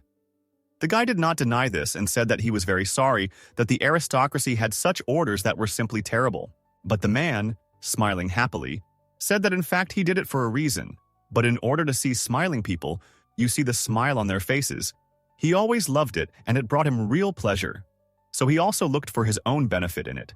Siesta immediately giggled when she heard this. Link saw it and beamed with happiness. He said that it was the way she smiled that he knew he could definitely count on her. He was very glad that he managed to make her smile. The girl then looked at him in surprise. Kalinka continued the conversation. He asked if it was true what he had heard about her being a cursed child, and also added that it was very surprising that they were always close but never crossed paths with each other. The girl didn't answer this. She thought about the fact that at their first meeting, when she was still in her estate, the guy took her hand without any hesitation or thought. This didn't surprise her much. However, now she thought about it and realized that it was quite strange. Therefore, Siesta did not find anything better than to tell the boy that he was changing. Link, hearing this, was very scared and immediately asked if he had already become just like Ido. But Siesta replied that she didn't think it would be right to compare him to him. And after that, she suddenly asked if he really didn't like Ido. The guy then thought about it and then sighed heavily and said that perhaps it looked as if they were at odds. But in reality, it was not so. That they met alone many times because they had a pretty good relationship with each other. However, there still seemed to be some kind of wall between them, and communication was sometimes difficult. He suddenly felt very uncomfortable with this conversation, and he said that in fact this is what he wanted to talk about. After that, he looked into his pocket and took out a purple stone. He showed it to the girl and said that it was a magical siesta crystal. When she saw it, she was very surprised. But the guy explained that this thing was dropped during the ball. He assumed that something was sealed in it before it was dropped. In other words, it was not an accident. They saw monsters that someone had summoned intentionally. The problem was that this someone was invited by Mrs. Vivian herself, and it was probably a high-ranking aristocrat about whom everyone had a very good opinion. Link said that only someone special could hunt Lady Vivian, and that the 3 Great Count families should investigate this matter anyway, because it was really very suspicious. The girl, hearing about this, was very surprised. She thought that despite the fact that Link did not look like an aristocrat, he was still quite capable in the role of the head of the family and did an excellent job. After a short silence, Siesta asked if he could leave this crystal to her. The guy, hearing this, was very surprised and asked why she needed it, because he didn't really want to give it up. But the girl explained that she had an offer from someone who could bring it, and if they provide evidence, then he definitely won't get away with it. In fact, she knew perfectly well who the criminal was. She saw him before she saved her brother during the 3rd reincarnation. Link, after some time of thought, said that he understood everything, and in that case, he was ready to give this stone to her. If she found out something, he would like her to tell him urgently. The girl smiled and said that he could be absolutely calm. She definitely would not let him down. After that, she took the stone and thanked him for it. Then, Link remembered that he had to run back to the palace and, leaving the girl, he said that he would write to her again, so he did not say goodbye. Siesta was a little surprised. She didn't understand what he wanted. However, after some time, the guy returned again. He already had a small bundle in his hands. The man explained that it was a letter of approval and asked if it was true that she was supposed to become the head of the family. He explained to her that this could really help her. The girl looked at the guy cautiously and asked if she could really accept it. The guy immediately gave it to her and said that of course, because he was on her side, so she definitely could not lose in this fight for the legacy. Siesta immediately thanked him, and with a smile on her face said that of course a letter of recommendation from him could not go unnoticed, so it would really help her a lot. However, she also said that she also had a problem with Ada. Link agreed with her and said that he was an aristocrat to the core and therefore had already tired everyone of his politeness and rules. Hearing this, the girl was a little surprised. However, then she said that if she could do something for him, then he could only say. Although she did not want to interfere, she would definitely try to do everything in her power to help him because he helped her. Some time passed since then, and Ido learned that Link had sent a letter of recommendation. But the guy was practically not surprised by this because he should have expected this from the boy. The guy thought about the fact that, of course, the very first force had awakened in him. However, the force of that girl shone and stood out among all the others, so it was quite obvious that she could cause a lot of excitement. Because of this, Ido became very sad. He did not understand why this did not happen to him, because the guy so craved attention to himself. He received a rather fascinating letter, and, putting it aside, the guy understood perfectly well that he would be especially eagerly awaiting a response. As the ruler of the Elcor, he must be an example for people, including maintaining relationships with the current heads of the families. The guy also thought that if she somehow became the head of the family, then he had to think carefully about everything and make his own decision. Meanwhile, Siesta was sitting in her office. She was reading the letter and thought that he was a really close friend of his father and brother, so it would not be easy for her to find favor with Ado. She thought about what she could come up with in order to win him over to her side. The girl really didn't know and was a little upset about it. But at that moment, Jessica came into her room. She told the lady that she had received an invitation to tea from Mr. Ido. She handed her this paper, and as soon as Siesta saw it, she was genuinely surprised. She didn't know that he decided to start the game first, however, this actually made her happy. Then the girl read this letter, but suddenly her father came into her room. He turned to her and asked what she was planning. Did she really want to become the heir of a Hakurin or an Elcor? He also asked what she was busy with discipline. The girl then looked at her sister who was hiding behind his back and, laughing, decided to answer him after all. She said that she couldn't believe that it was her father who decided to say it. She asked if he was really thinking about which of the two families to marry Ermel to. The man asked her irritably what she saw as so wrong about this, but the girl replied that a cursed child could not be of any use, and therefore she assumed that he had taken an adopted daughter. Siesta was completely calm. She asked the man, wasn't he trying his best to sell his adopted daughter to two ducal families? This was a very obvious move on his part. The woman also said that he does not want to make things worse for the Hanton family, and for this reason he is trying his best to do what they think is right. Father looked at her with disdain but said nothing, because Ermel came forward and decided to address her sister herself. She asked her sister if she could take her with her to tea with the Elcor master, but Siesta was not at all surprised to hear this, because this is exactly what she expected to hear. But the man frowned and decided to say his final word, and said that since she would have expected this, then in that case Ermel could also go to this tea party. The girl smiled and asked if he had heard wrong, and said that she was the one who received the invitation, so she did not understand how Ermel could go there. The man sighed heavily and said that he could not even imagine that Siesta could behave with dignity in high society, so it was a forced measure. The girl began to get a little irritated by this. She said that the man spoke as if he could treat her like trash and not let her out of the castle as if she were a prisoner. Then Siesta looked at her sister, who was very scared. She thought about the fact that the girl said that she wanted to improve the relationship, but at the same time she always continued to listen to her father's opinion and did not have her own. Therefore, she thought about whether this was really Ermel's desire. She could not understand the whole truth and even began to doubt, since her father could easily convince her that she needed to communicate with her sister. So after a short silence, she turned to her sister and said that if she really wanted to, she could go with her. Ermel, hearing about this, immediately beamed with joy. She thanked the girl with all her heart and was ready to pack her things in a minute. Some time passed from that moment, and Siesta left the room with Jessica. She had some more things to do. As soon as they moved away from the hall, Siesta turned to the maid. She told the girl that the garden would be opened for tea, so it would be easy for a mess to arise. Jessica replied that she could pretend to be a servant at the Elcor residence and hide there in order to keep a close eye on things and, if necessary, immediately help. Siesta immediately stopped, and looking at her precious maid, she smiled. She told the girl that she was a great girl after all. As expected, she knows how to grasp thoughts on the fly. So the girl said that at the meeting place she would have to leave the butterflies. So she asked the girl to let her know if something happened. Jessica immediately said that she understood everything and also asked that the lady be careful and monitor everything carefully.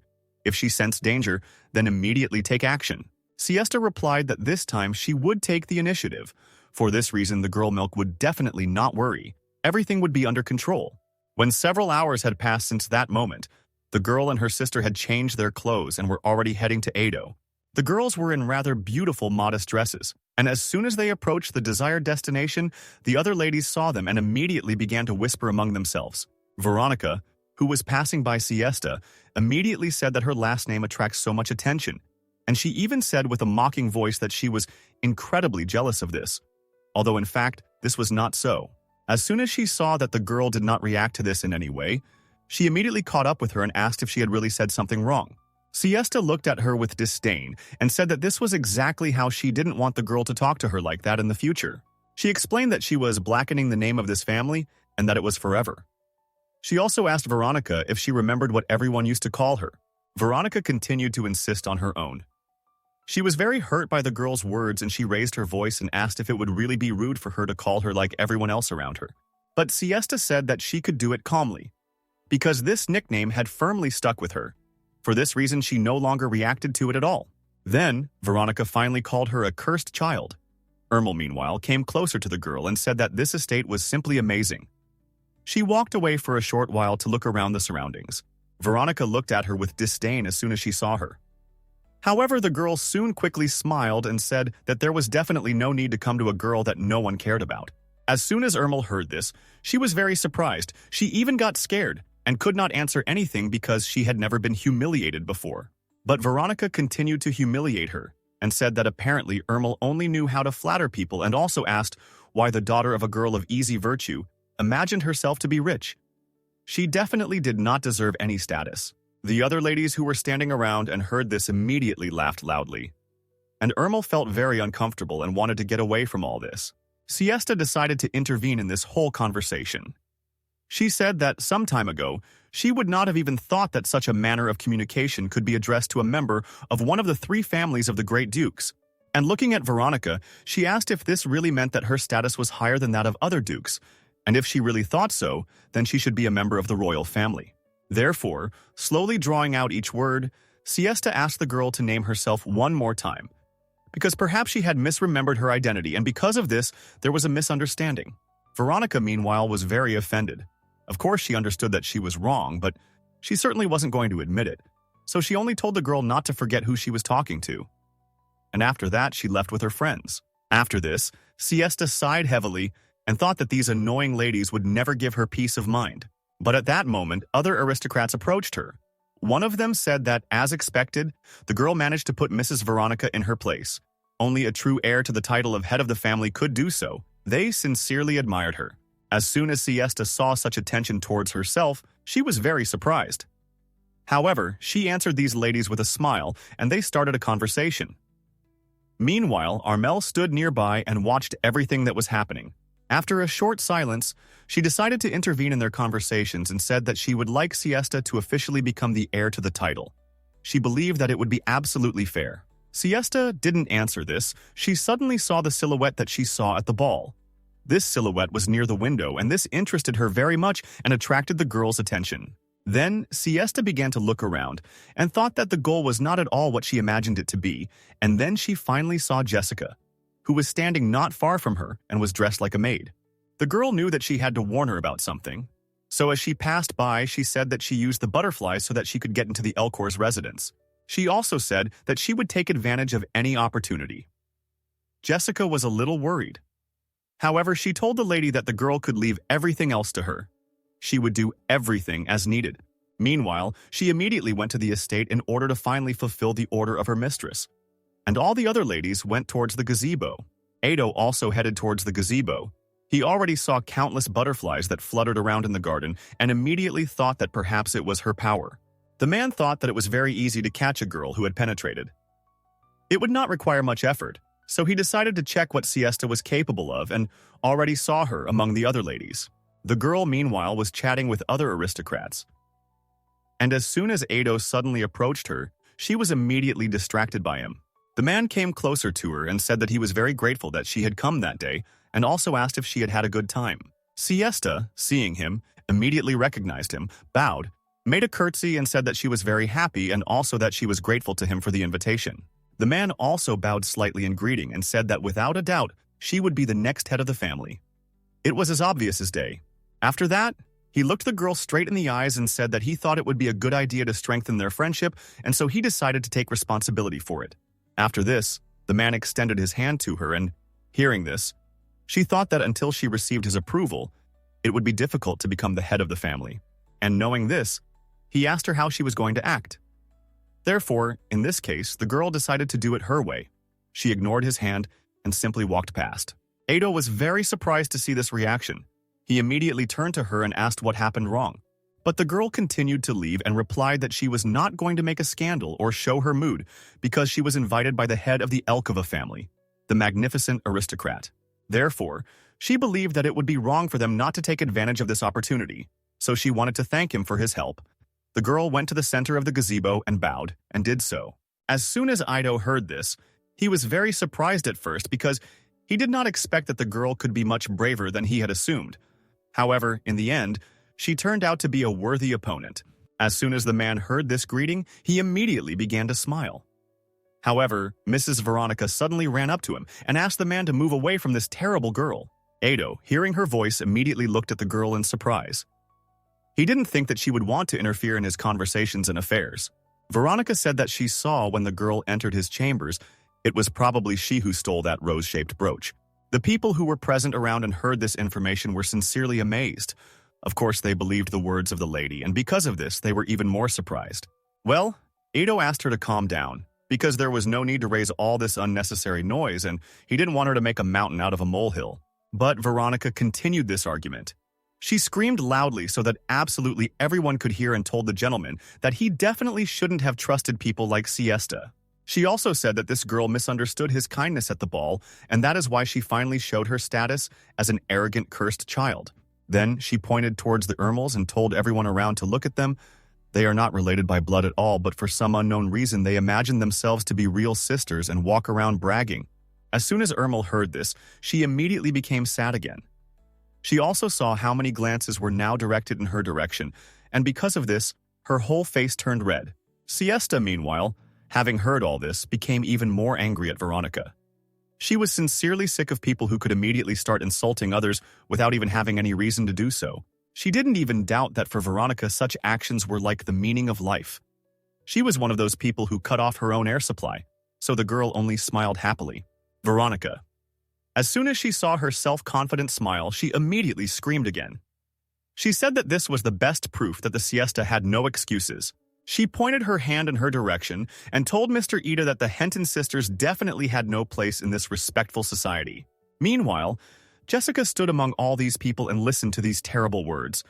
She was amazed that such things could be said towards the lady, the most beautiful girl who was sincerely kind. Siesta glanced at her and saw her angry and worried expression. She understood perfectly well that if this continued, the girl would definitely not be able to stand it and would join in. But fortunately, Ido himself intervened in the conversation. He came forward and asked the Lady of Siesta if Veronica was really telling the truth. The girl then looked at him and with a smile on her face said that perhaps this was so, and asked how one could not believe Lady Veronica if she said that she saw everything. At the same time, Veronica began to smile happily. She understood that the girl herself decided to stay and said that the stolen brooch was eventually found in the hater's carriage.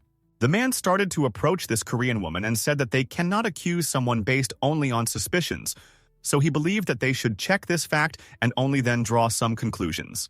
They all went straight there. The man entered the carriage first and began to examine it carefully. This took him some time.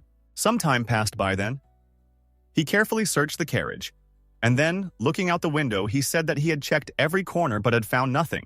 Veronica was very angry when she heard this because she was absolutely sure of her theory, so she climbed into the carriage and decided to see what was there herself. She got out of it pretty quickly and was very surprised the girl screamed, saying that this couldn't be, because there was definitely a brooch under the seat.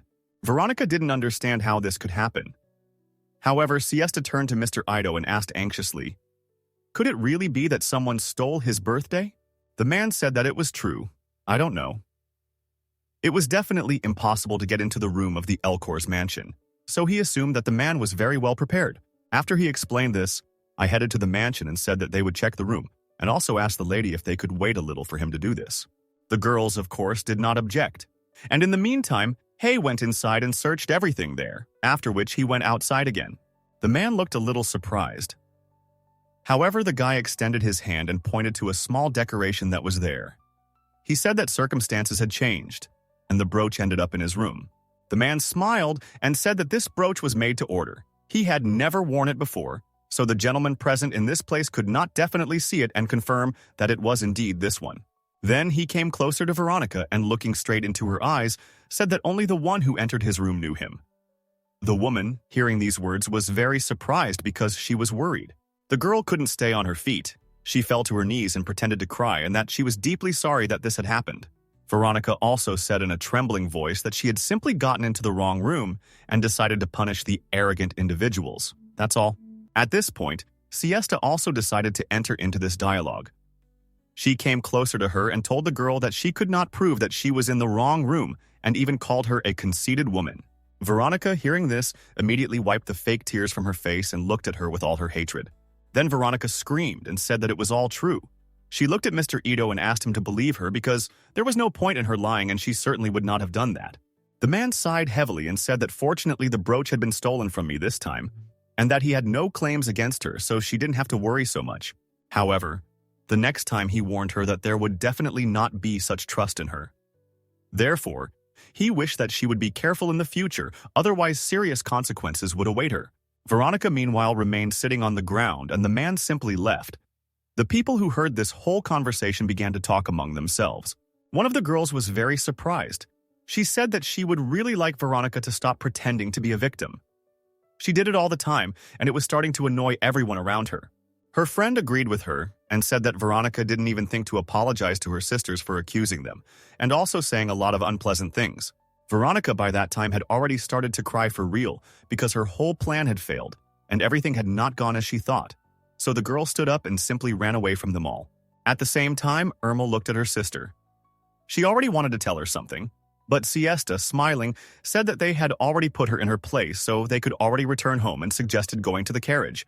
And immediately they began to leave. But then suddenly Ito came closer to her and addressed the girl. He wanted to say a few words to her at the end. The man said that he was very sorry that his invitation turned into nothing but trouble for her. He could not even imagine that such a thing could happen. Siesta smiled and said that if the man was going to apologize, then he should have apologized to Irma. She was already used to this, and that's why she didn't even pay attention to all these stupid accusations against her. He immediately smiled and expected approximately the same answer from the girl, but then he said that one maid whom he had not met before had merged with the others, and he assumed that this girl served directly to eat and asked if he was right. Siesta smiled and said that she simply assumed that someone might appear who wouldn't like her very much, and that it was a common occurrence. So she simply had to take such security measures. But then, in a quieter voice, she also said that she had not managed to catch the one she wanted. Ado heard this and immediately became even more interested in the girl. He smiled and said that she was no longer the lady he had met before, the self-proclaimed heir to the title of head of the family. She had really changed over all this time, and he had seen her growth. Smiling, she said that she was very flattered by his praise, and she really enjoyed hearing these words for some time. They stood near the carriage and talked about various details. Finishing the conversation, Ito extended his hand to her and said that he believed that now he definitely wanted to have friendly relations with her. Not only with Hans, but also with her as well. So he hoped that she had the same desire. After hearing this, she thought for a while, but then she finally responded to his handshake and agreed to this deal. However, to her surprise, the man suddenly grabbed her by the wrist. It was quite strong. He even pulled himself closer to him. The girl panicked a lot. She touched his chest with her hand and tried to push away. Ado moved even closer to her and whispered in her ear, asking if she could remove those butterflies that he had released from his mind. He was not at all embarrassed by the fact that he had pulled the girl against her will, and so close at that. The girl pulled her hand away from him and said in a quiet voice that he had noticed after all. The man heard this phrase and immediately smiled, because that was exactly what he thought, and she had not even suspected it. He looked into her eyes and said that she saw Lady Veronica in the mansion and outwitted her, and also asked if this assumption was correct. Siesta didn't answer this at first. She understood perfectly well that the man wouldn't leave her alone, so she waved her hand and made all the butterflies disappear and said that everything was completely different from what he thought. The man then said that the strength of the Hanton family was changing, and one could not remain careless. For this reason, he must, of course, conduct such inspections. At that moment, Siesta took out a small crystal that had been in her pocket all this time. She said that it was too late to worry about it now and also asked if this thing looked familiar to him. The man, as soon as he saw this crystal, was at first a little surprised and said that it was just some kind of fragment of a magic stone. He did not see anything special in it, but Siesta told him not to pretend on the day of the ball. She released butterflies that were able to show her everything that they see. And for this reason, she knows very well that while protecting the guests from the monsters, he deftly scattered them in parallel around. As soon as Ito heard this, he immediately panicked. But in fact, Siesta knew this a long time ago, because monsters never appear in large numbers without some reason. In order not to be eaten by monsters once again, the girl released butterflies that transmitted information to her in advance, and for this reason she could calmly control the process around her. The monsters immediately after their appearance ran to Mrs. Vivian, who came out to greet the guests. At that moment, Ado was throwing out magic crystals. He did it unnoticed, so none of the guests paid attention. In fact, the Swan Prince, who is admired by absolutely everyone, really did this dirty trick, and for this reason the girl decided to have this serious conversation with him. Siesta said that this was just one side of his coin. She thought that he was hunting for Miss Vivienne from the beginning, but in that case he would have placed the crystals up the stairs. However, he did not do so, and therefore he cannot deny that he did everything himself. He acted as the master hunted the man under the stairs, and Siesta, with a smile on her face, asked if her assumption was correct. He immediately became wary. However, the girl continued to speak and said that the guy really was well aware of the power that had appeared in the young Link and asked if this was true. At that moment, Ido became completely angry. His expression quickly changed and he no longer looked so innocent and defenseless. Siesta looked him straight in the eye and told him not to make such a frightened face. She was not going to tarnish his impeccable reputation. The man immediately asked what she wanted in that case because he was very worried about it. The girl then laughed sincerely and asked if he still hadn't understood. Seeing the surprised expression on his face, she said that she would like to receive a letter of recommendation so that she could become the head of the family. Kino, hearing about this, was even more surprised, but Siesta said that he should preserve the image of the Swan Prince in this way, and she would receive a letter of recommendation so everyone would win. And she considered this proposal very good. She extended her hand forward to him and asked if it was true that it was important for heads of families to help each other. Ado, having heard all this, understood perfectly well that this girl would become a serious obstacle for him.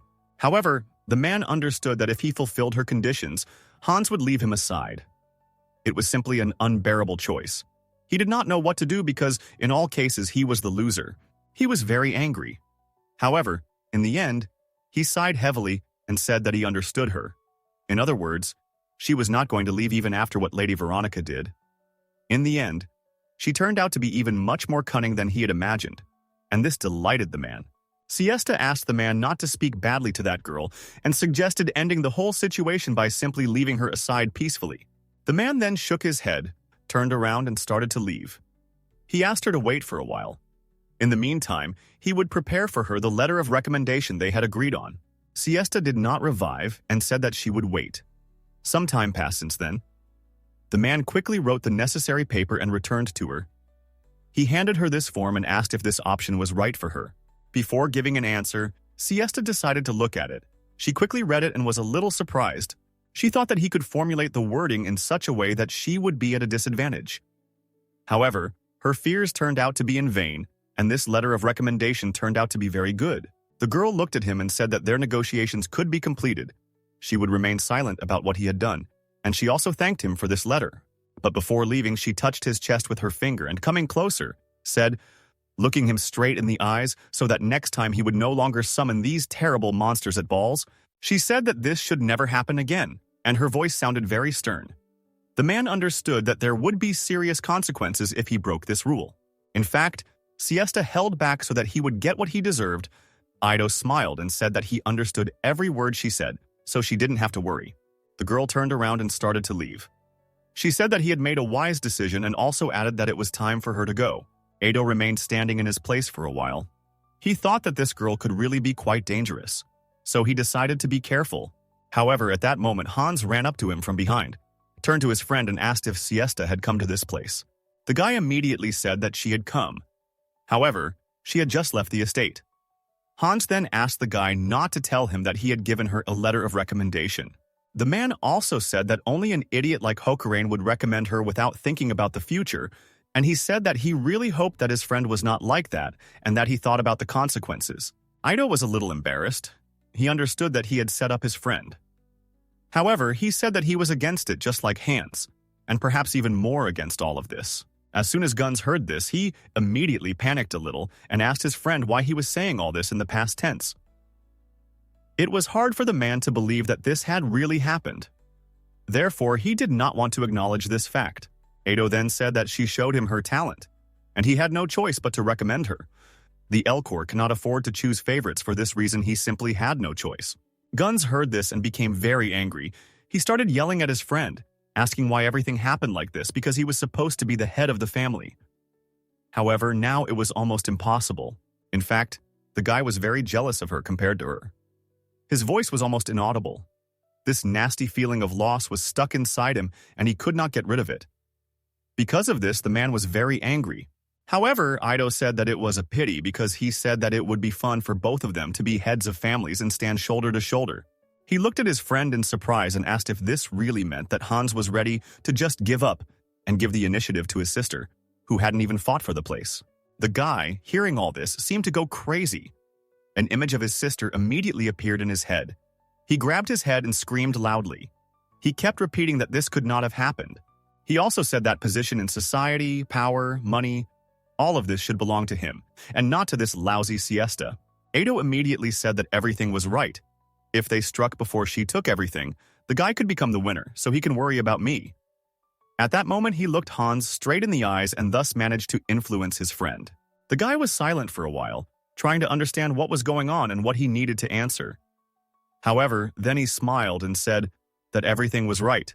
Defeat after victory, that's exactly what should happen. Suddenly, he began to laugh loudly and joyfully and said that he definitely could not allow this sister to leave him with nothing, so he was ready to fight to the end. After some time, he returned to the palace and thought about the fact that if it were not for Siesta, then he would have calmly taken the place of the head of the family. The situation that they now had was very strange, and because of this, the man was confused. Hans thought that he simply had to do it as it should be, and he was not stopped by these evil thoughts and the consequences that could happen after what he had planned. Meanwhile, Siesta finally returned to the palace where she was immediately met by the maids. They bowed and greeted her. Eventually, Siesta received letters of recommendation from both families, and the number of aristocrats who supported her also increased. The girl also thought that if Mrs. Vivian approved her candidacy at the succession ceremony, then she would finally become the head of the family. And this is exactly what the girl was actively seeking. She still had very little time left, and she would finally truly become who she always dreamed of being. At that very time, she headed to her room and did not think about anything else. And then suddenly, the girl didn't even notice how a huge white statue began to fall on her head. Siesta continued to walk further. And she didn't even suspect that just a little bit, and she could die. But fortunately, the fair-haired man was able to notice this first. He shouted loudly, addressing the girl and telling her to be careful. Siesta was very surprised.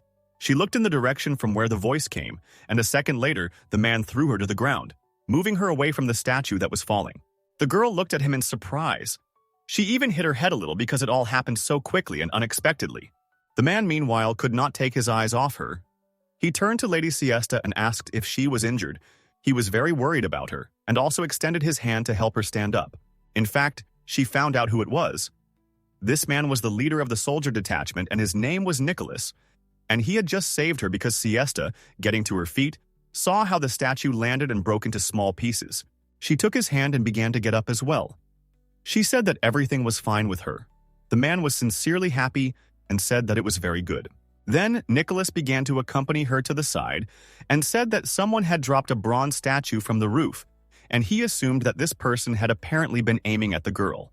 Siesta immediately raised her head up in the hope that she would be able to see this criminal, but she could not notice anything and only thought about the fact that if they had hit her right, there would not have been a living place left of her. Nicholas suddenly stopped and, looking straight into her eyes, asked if it was true that she had declared herself the next head of the family at the ball. The girl nodded her head as a sign of agreement. The man then thought about it and said that he was worried that there would be people who were unhappy with this factor. And Mrs. Vivian was also actively worried about the girl because her life was now in danger. He suddenly sat down to take a closer look at this statue and said that he was patrolling the area in this place and he certainly could not imagine that something like this could happen there. He looked closely at this statuette and then said that he thought it belonged to her brother. The girl, hearing this, became very angry because she understood that he was again trying to get rid of her as she was before her new rebirth and change in thinking, and she didn't even know what she could do about it. Nicholas said that a real brother would never do something like that. He would not put his sister's life in danger. However, this man was apparently ready to do anything to achieve his goal. In fact, this situation angered him no less than Siesta. However, the girl sighed heavily and said that for her family this was a common thing, so she was not even surprised. The man then asked her for forgiveness. He said that if he had noticed something bad earlier, then perhaps all of this would not have happened. Well, Siesta, hearing this, was very surprised. She said that strange things had happened before and asked, hadn't he already saved her once? After all, she clearly remembered this. Well, Nicholas bowed and said that unfortunately this was not the case. No matter how hard he tried, he could not understand that something was wrong with her, and that is why he was very sorry that he was so inattentive. The man also said that he was definitely ready to protect her. Now he felt his duty to the girl and wanted to fulfill it. Siesta, hearing this, was very surprised. She immediately remembered a moment from their childhood. How once they also stood opposite each other, and a man said something similar. She didn't understand what kind of memories they were that appeared for only a moment and then suddenly disappeared, and this made her a little worried. She looked at Nicholas and thought that this man had cared for her before in her past incarnations, and he was a true knight and the kindest character she had ever met. Therefore, smiling sincerely, the girl thanked him with all her heart and said that she was really very grateful to him for the care and kindness that he showed to her. The man became wary again and said that this time he would thoroughly investigate the situation and would definitely reveal the whole truth, but until that time he was ready to provide her with a special shelter so that something like this would never happen. But Siesta immediately refused this. She turned around and started to leave, saying that it was not at all intentional to run away from everyone. Nicholas had already started to object. However, the girl interrupted him and said that this time she would definitely be able to handle it herself. Therefore, he did not need to worry. He could go about his business. After that, she said that it was time for her to leave, and the girl went into the estate, leaving Nicholas alone outside. As soon as Siesta returned home, she was incredibly angry at her brother. It was hard for her to believe that just a few days before the inheritance ceremony, Hans, without remorse, tried to harm her. But everything did not go as he wanted. The girls still managed to escape, and finally some time passed from that moment, and the day of the inheritance ceremony came. Something they both had been waiting for so long. Hans was incredibly angry that day. He understood perfectly well that his chances had significantly decreased, and because of this he was very afraid. And besides, when his plan failed, he was very upset. Meanwhile, Siesta was sitting in her room and preparing for this ceremony with Jessica. The maid smiled happily and told her mistress that she was very glad that this day had finally come. Siesta was wearing a rather beautiful, strict black and white dress. She turned to the maid and said that thanks to her support, everything happened without incident and she was very grateful to her. However, the girl also said that it was still too early to relax. She was sure that her brother and father would not give up so easily, so they had to stay on guard. And Siesta was completed very seriously. She was not going to give up her place, much less say goodbye to her life, so she was ready to defend everything she could until the end.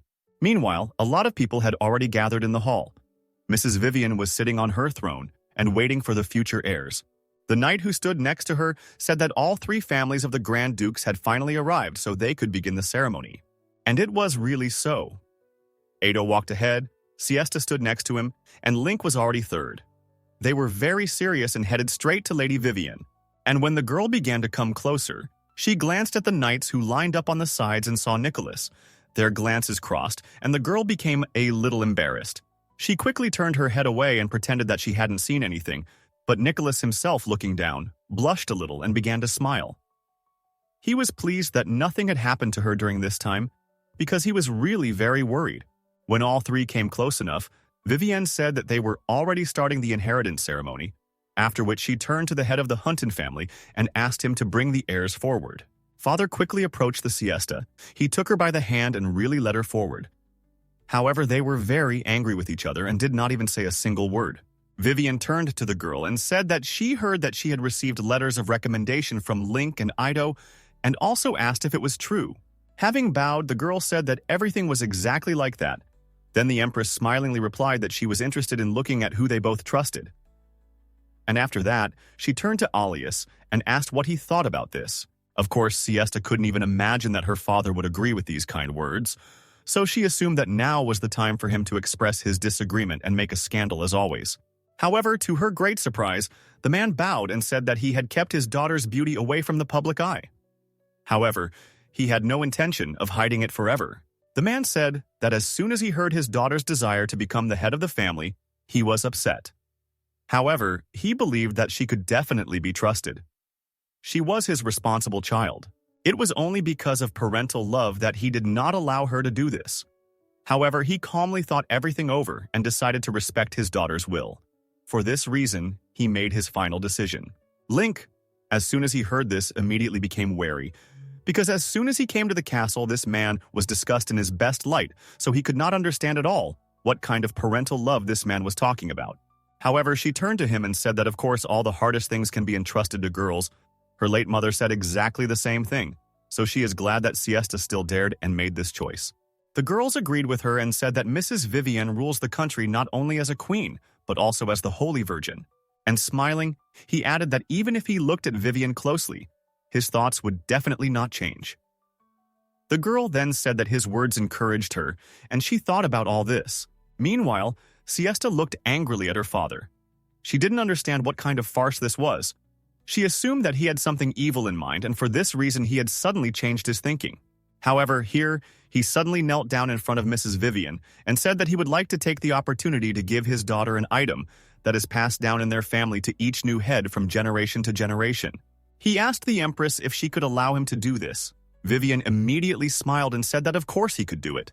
Moreover, she also declared Siesta the head of the family, and for this reason everything was already official. The girl herself thought about what subject her father was talking about. She had never heard of something being passed down from generation to generation, and at that moment the man took out that same golden bracelet from his pocket. Because of this bracelet, her magic power was sealed, and Siesta could not believe that this was happening again. Now she finally understood what the matter was.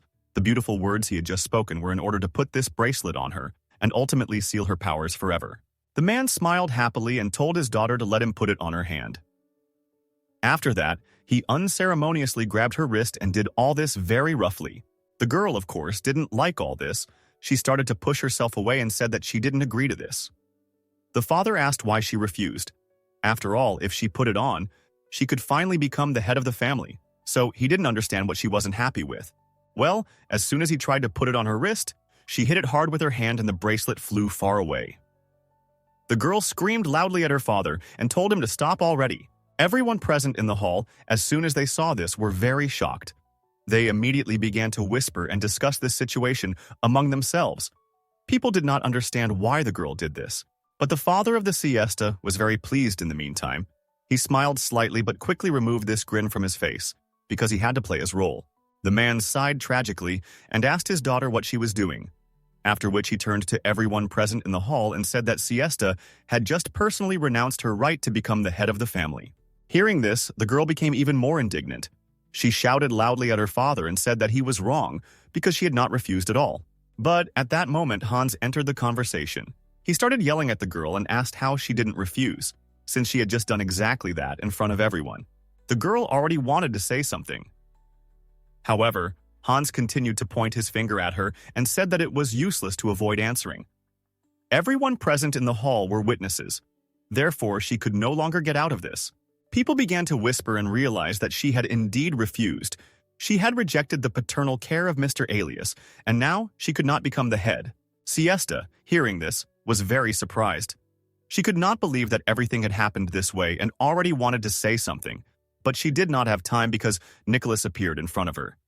He asked the girl for forgiveness and took this bracelet out of the ground.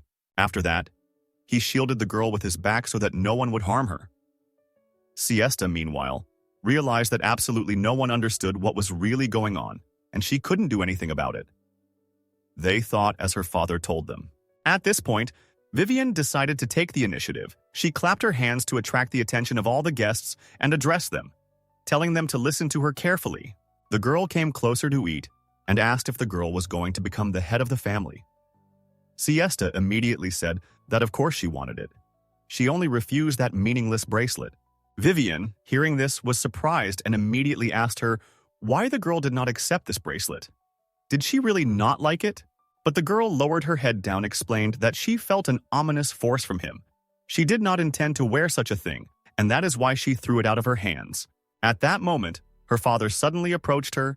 He put his hand on his daughter's shoulder and asked her if she was really unwell. He pretended as if it really bothered him. The girl felt very uncomfortable with the fact that he was squeezing her shoulder, so she removed his hand and demonstratively made a displeased expression on her face. The man meanwhile turned to Mrs. Vivian and asked her for forgiveness. He said that the damn child had a habit of lying, and that was why she decided to attract attention to herself in this way. Siesta immediately started yelling at him and told him not to talk nonsense. Then, in the hall, people started talking to each other again. They didn't know whose position to take and who to believe. For this reason, Link could not just stand aside any longer. He decided to intervene in this conversation. He came closer to them and said that the man looked at least strange, hiding behind a lie. He came closer to Mrs. Vivian and told the man that calling her cursed did not harm her. He asked what it mattered that she had a different hair color from the rest of the family. He really didn't understand what was such a big problem for him. He wondered if discrimination was the right solution in this situation, when Link got down on one knee in front of Ms. Vivian and addressed her directly. The guy told her that he was one of those who gave the Psy letter of recommendation, and for this reason, he was also going to take responsibility if this decision turned out to be wrong. As soon as Siesta heard these words, she was very surprised. She did not expect that Link would somehow want to stand up for her, and because of this, she felt very pleased. Vivian, meanwhile, smiling happily, said that apparently he did not hesitate in his decision and had already clearly made it. Then she looked at Edo, who was standing next to Hans in the meantime, and asked what about him, because she knew that he had also given a letter of recommendation. He looked at his friend and was about to say something, but his partner smiled happily and said that now, everything would be as they had agreed. But passing by him, he said that he was very sorry for this reason. He approached Mrs. Vivian and, getting down on one knee, said that he also thought that she was worthy of becoming the head of the family. Ido explained that she would definitely live up to Mrs. Vivian's expectations, so they didn't have to worry. As soon as the woman heard this, she immediately smiled happily. She was pleased to hear these words. Then she said in a quiet voice that she couldn't help but believe her if she was eaten and trusted by two heads of families, so she was definitely telling the truth. And as soon as the woman saw her for the first time, she immediately felt it. The woman came closer to him and said that one day they would become very close, and that is exactly what she felt. The girl's father already wanted to intervene in this conversation. However, she interrupted him and said that she was grateful to Alias for his previous loyalty. However, from that moment on, he could definitely rest, because he had a worthy replacement. The man was, of course, outraged by this. He asked Mrs. Vivian not to jump to conclusions, and also asked if the woman really was going to put him aside. Siesta was very surprised when she heard this. However, he suddenly came closer to her and grabbed the girl by the shoulder. He squeezed her so hard that she felt pain. To her happiness, Nicholas decided to stand up for her. He grabbed her father by the hand and told him to remove his hand, otherwise it would only get worse. Alias shouted loudly at the man and told him to shut up and not to tell him that, because it was his daughter. However, Nicholas grabbed his hand incredibly hard and held it back so that he would not touch the Siesta anymore. He looked at him with an incredibly angry look and asked if the man had not heard his words. Then Alias realized that things were bad, so he finally removed his hand from the girl and did not touch her anymore. Vivienne did not like this wary atmosphere. She turned to the girl and said that there was no need to wear bracelets if she did not want. For this reason, Siesta could feel safe. After this, the woman addressed the crowd and said that if anyone objected to Siesta becoming the head of the family, they could come forward and voice their dissatisfaction. Ermel, as soon as she heard that she was now the head of the family, was sincerely happy for her sister. Her eyes simply shone with happiness. As soon as Vivienne did not hear any objections, she smiled and said that if she came over, they would officially finish this ceremony as it should be. She took her staff, and then the girl knelt down. She held this ceremony and said that it was time to exalt the cease of the Corner family. She had to serve their kingdom with faith and truth. Siesta made a curtsy, knelt down again and thanked her. She said that she would respectfully carry out any orders and would never let the people of their country down. Vivienne was actually happy with this choice, so she smiled. Meanwhile, people started to applaud and congratulate the girl, and the father of the Siesta just left the hall very unhappy. Immediately after the ceremony ended, Ido and Link approached the girl, and they began to congratulate her. Well, Siesta smiled and said that it was all thanks to Linko's support. The boy laughed a little and said that it was more important that Mrs. Vivian was on her side, because if it weren't so, he wouldn't have helped either. Ido agreed with his partner and said that they gave her letters of recommendation, but the decision was still up to the girl, and if she had refused, nothing would have happened. He also said that since the woman accepted him, her environment will now change significantly, and the people around her will become different, but perhaps they will be friendlier than before. After this, Ido approached Hans and said that now he would have to try as her assistant. After all, if he lets the girl down, then the man himself would be punished. Hans was very upset at that moment. He could not believe that he really now had to be her assistant. He still wanted to say something to his friend, but he got ahead of him. He said that the guy had definitely lost, but it was not the end yet, and advised him not to give up but to continue to fight and believe in the best. Hans, hearing this, was immediately inspired. He really understood that this was not the end yet, so he was not going to stay. Ultimately, the lady became the head of the family after the inheritance ceremony, and she no longer had to be ashamed of her distinctive hair color. She became herself. Since then, Siesta could communicate with people without restrictions. But Jessica noticed that lately she still looked somehow sad and did not know what it was connected with. Ermel quite often watched her little sister when she was all at work. And then one day, when she was doing it again, her brother suddenly came up to her from behind. The girl jumped up in surprise. Hans smiled and told her not to be so tense. In fact, he wanted to talk to her about something, that's all. Smiling, he said that now between the Siesta and him and his father, there was a rather high wall, but he knew that Ermel got along quite well with her little sister. The girl smiled happily and asked if he really thought so. However, the guy replied that he still doubted that Siesta trusted her, even despite the fact that they had had a rather close relationship lately. Therefore, Hans decided to offer her a small cooperation. Ermel, hearing about this, immediately lit up with joy. She thought that her brother seemed to be reading minds. She smiled happily and asked why they shouldn't celebrate with the whole family that Siesta had become the head. Then, she could directly tell her about his emotions. But the man refused this offer. He said that the Siesta would be upset by talk about him.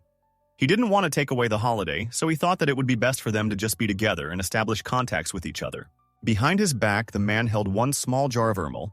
Hearing that he did not want her to talk about him, she was a little upset because she did not know what else she needed to do then.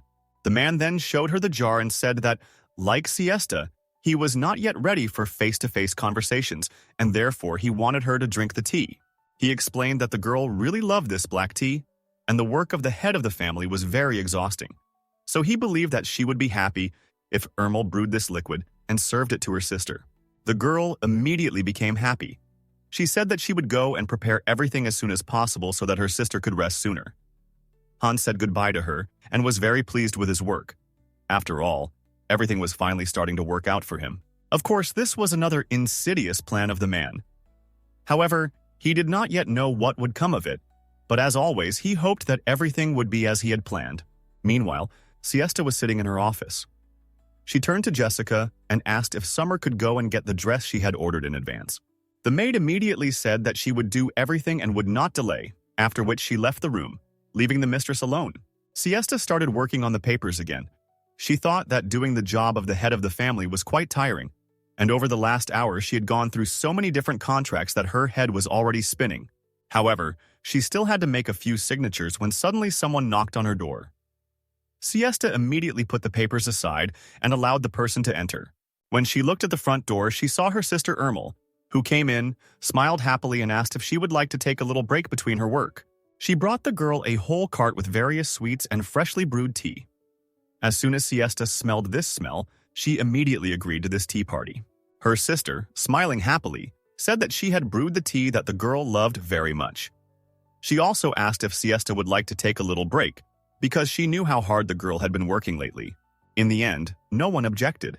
Ermel poured a cup of tea for the girl and Siesta, thanking her, immediately tried it because she definitely wanted tea. Then the sister decided to start a casual conversation and congratulated her on finally becoming the head of the family. After that, she said that in fact, someone gave her this special tea, but she didn't have time to finish this sentence because Siesta suddenly looked away and dropped the cup. After that, the girl quickly grabbed her head. She felt just awful and she could not stay conscious for long, so she soon fell onto the sofa, losing it. Ermel immediately panicked when she saw this. She ran up to her sister, burst into tears, and screamed loudly for someone to help. She tried to shake her sister and make her wake up. Soon, she still managed to make the girl open her eyes. At that moment, Hans entered the room since he was the first to hear all these screams. The man came closer and smiled happily. Ermel, meanwhile, turned to her brother and said that he had come just in time with his sister. There was something strange and she did not know how to help her. But the man just laughed. He agreed that the boobs were bad because the anesthetic had worked, and he was really happy about it. There were two more men next to him. One of them came up to Siesta and kicked her right on the head. Ermel immediately tried to stop him. She asked what he was doing and asked him to stop because it would hurt her. But Hans took the girl by the hand and looked away. He said in a rough voice that if Ermel continued to snap at him, he would quickly send her back to the shelter. The man also said that it would be best for her to just smile. If she smiles, she will be as dear to him as before, but if there are no consequences, she already knows. Ermel realized that she was in danger. Soon the men finally finished. They took her by the arms and legs and began to carry her to the cart, as Hans ordered to do so. Ermel at that moment understood that if her brother did not stop, something terrible would happen. However, she did not know how to stop him. The girl was completely alone and considered herself helpless in this situation. She thought that she could call this place home, unlike the shelter where she was, but in the end it turned out to be completely wrong. This place turned out to be even worse than she thought, because she began to get attached to these people and it was harder to let them go. At that moment, the girl suddenly turned her attention to the floor. She saw a small necklace that Ermel had given her as a sign of their rapprochement. She could not believe that Siesta had actually worn it and used it. The girl also thought that if she had been there, the girl would definitely not have suffered. However, now only she could save her sister, because only Ermel knew what had happened to her, and she felt guilty before the girl. She thought that if she just ran away, she wouldn't be able to change anything, but she definitely didn't want something terrible to happen to her sister, so the girl was very serious. Some time passed since then. Ermel finally began to regain consciousness. She was in the same cave as in all her previous lives. The girl felt chains on her hands. After that, she paid attention and saw this bracelet. Looking around with Siesta, she realized that she was there again. She also knew that Hans simply took and brazenly deceived Ermel and used her sister. She definitely didn't know anything, because before Siesta finally lost consciousness, she saw her sincere pity and worry. Siesta also really hoped that the girl would not feel too guilty, because in this situation only Hans and his ego were to blame. Siesta believed that as soon as her disappearance was discovered, Jessica, with her good intuition, would immediately guess everything and get to work. So she thought that she would not have to wait long and everything would work out. However, suddenly Siesta heard loud steps at the beginning of the cave. She immediately became wary, thinking that Hans had come to check how she was here. The girl was already ready to kill him with her own hands. However, to her great surprise, she saw that it was not her brother. It was Ermel, who looked excited in her hands. She was holding a lantern and was running straight to the Siesta. The girl, seeing Ermel in this place, immediately asked what she was doing there. However, Ermel explained that the mercenary brothers had boarded a carriage and she had slipped inside through a crack and arrived with them. The girl sat down next to her and took the stones in her hands in order to remove these terrible shackles from her sister's hands. She said that there was a guard at the exit. However, there was a hole through which they would probably be able to pass. The girl at least really counted on it. Siesta screamed loudly and said that if they were noticed, they would definitely not let them go. So she advised her little sister to leave. For now, everything was fine with her because she did not want to be harmed. But the girl said that she would never leave. It all happened because of her, because she believed her brother's words, so they had to be saved together. She began to cut these chains while Siesta watched her in surprise. She thought that it was the first time she had seen her sister with such a concentrated expression on her face, and she realized that Ermel had come with determination. She knew what she wanted, and without that she definitely would not have left. Then Siesta turned to her and asked if the girl really wanted to break the bracelets with this stone. The girl said that she would at least like to try, because the stone was quite sharp and it could work. Then Ermel began to very quickly try to break these shackles of Alesta. Immediately said that she should hit as hard as she could and not think about her hands. The main thing for them was to get out. Ermel listened to her sister and began to hit even harder. However, at the moment when she swung for another blow, she heard her brother's voice behind her. Guns came closer to her and asked what she was doing. After that, he said that she was a bad girl since she violated his order. He grabbed her by the hand and began to pull her away from her sister, after which he turned to Siesta and said that not only had she become impudent herself, but that she had also ultimately turned Ermel into the same. He turned to his foster sister and said that it would have been better for her to remain his little doll. Then what was about to happen would not have happened. The girl at that moment thought that she would never be able to compare with her brother. She could have given up and asked him for forgiveness and betrayed the Siesta, but saved herself. She also thought that she would never become as great as her sister. So she would really like to have at least something in her life. Ermel thought that she was definitely a completely useless person in that world, and then, unable to hold back her tears, she burst into tears. However, at that moment, Siesta, seeing this, screamed loudly. She said that she hated tears. She remembered this feeling of her own helplessness and weakness. She addressed her sister directly and said that if she wanted to sit in a cage for eternity, then she could do as she wished. However, Siesta said in a very confident voice that she did not consider Ermel a doll at all. She called her name and said that she was her younger sister and first and foremost a person. As soon as the girl heard this, a hope ran through her soul. She thought that perhaps not all was lost as she thought, but Hans continued to hold her even tighter. He turned to the girl and told her not to believe her sister's words. After all, if she got involved with her, then nothing good could come out of it. Irmel then, in a quiet voice trembling with fear, told her brother that he was right after all. The man was very happy to hear this. He realized that he had really managed to do as he had planned. He said that now he definitely recognizes his good girl. Meanwhile, Armel reached for his hand because he loosened his grip. She grabbed his palm and bit incredibly hard. He stumbled and could not stay on his feet and therefore began to fall backwards. Meanwhile, Remy sat down and took a sharp stone. She ran to her sister and tried to free her again. At that moment, she swung at those shackles and screamed loudly, telling her brother that she was not a little doll that could be controlled. Irmel stated that she was a human and a sister of Siesta, and at that moment she was able to destroy that terrible golden bracelet that was holding the girl's powers back. Siesta immediately felt her abilities inside. She activated butterflies that spread throughout the cave. Some butterflies began to approach her chains in order to free their mistress. Hans, meanwhile, watching all this, thought about what happened not at all as he expected. He understood that he needed to run away before something even worse happened. But at that moment, as he turned around, he ran into a man who was standing right in front of him. This man turned out to be Nicholas. The man looked at Hans with complete hatred and was ready to kill him on the spot. But of course, he did not do this. Hans yelled at him and told him to get out of his way, but Nicholas said that the guy had been arrested for attempted murder. From the siesta, he was very surprised and immediately asked on what basis he said these words. But Nicholas asked if it was not he who dropped that bronze statue on the street in order to kill his sister and get the throne. He also said that from that day until he gave orders to his subordinates to guard the surrounding area, and he also learned about the incident from them. However, he allowed him to leave in order to have full grounds to arrest him. After that, he pointed to the two men who were guarding the cave from the outside. Nicholas said that the men he hired around the perimeter were also captured and could not escape, so Hans was at a loss either way. The man said that he would soon be given the punishment he deserved. Therefore, he definitely won't be able to escape responsibility for his actions. After that, he put the guy's hands behind his back and Hans continued to push away.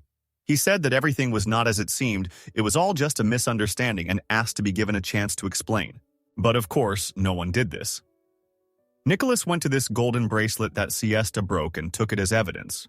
Hans meanwhile looked at the Siesta and said that they were a family after all, so he asked the girl to help him. He didn't want any punishment, but the girl replied that it was not a very good idea, so he could definitely not count on her help. Meanwhile, she saw that Siesta was okay, and she already wanted to hug her. But the girl held back and Siesta thanked her and said that this time she managed to save her. However, Irmel said that in fact it was all her fault, but the way Siesta answered him was really very courageous and she admires her sister for such willpower.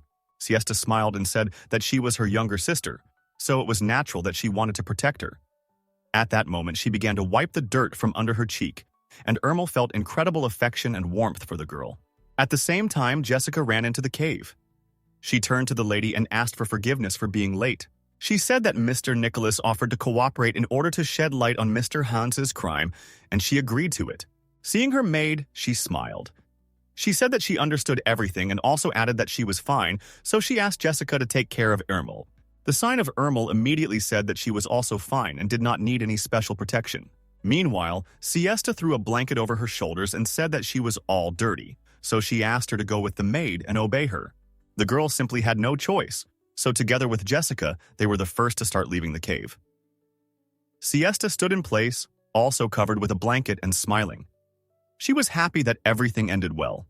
Nicholas, meanwhile, came closer to her and said that they had overcome Hans the guard, so he definitely wouldn't be able to cause her any more harm. Siesta thanked him with all her heart and said that since the day he saved her, he has been constantly worried about her and she was very pleased about it. However, she said that this is exactly what she should expect from the chief of the guard. He can definitely be relied upon, and she was happy that he was there at the right moment. The man was embarrassed when he heard all this. He decided to change the subject of the conversation and saw that her wrist had turned very red, but the girl said that it was all unimportant. Nicholas, meanwhile, took her hand and said that in fact he wanted to intervene and help her right away. However, he could not do it. He explained that the previously confiscated bronze statue could not be evidence that someone had deliberately thrown it in order to kill her. So this method was simply the only way to put Hans away. Meanwhile, he bandaged her wrist so that the girl would feel at least a little easier.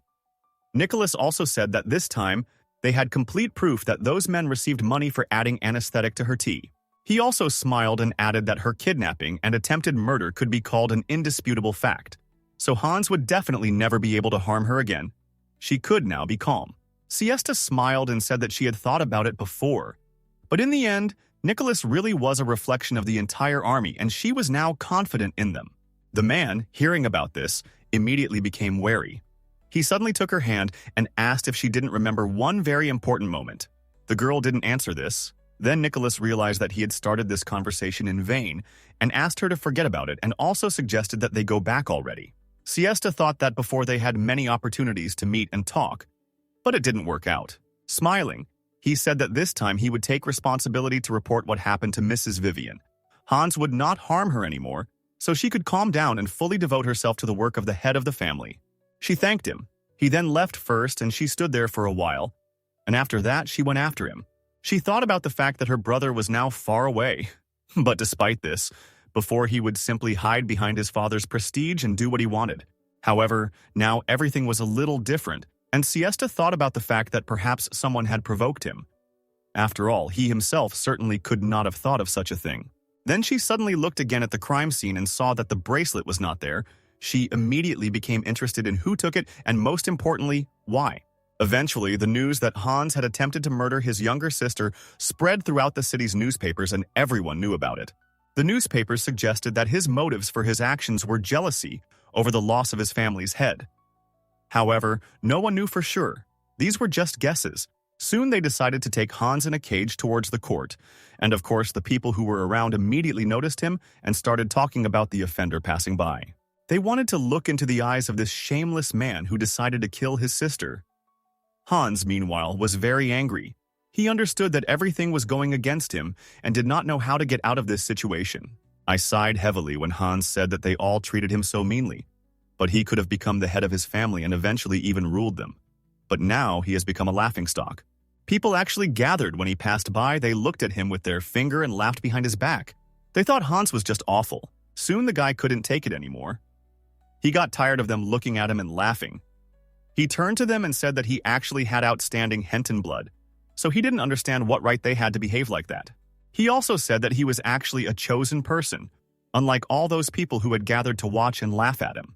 Meanwhile, Siesta was also in the square through which the man was being transported. She thought that up until that moment, she had been held captive and in a cage by this very man.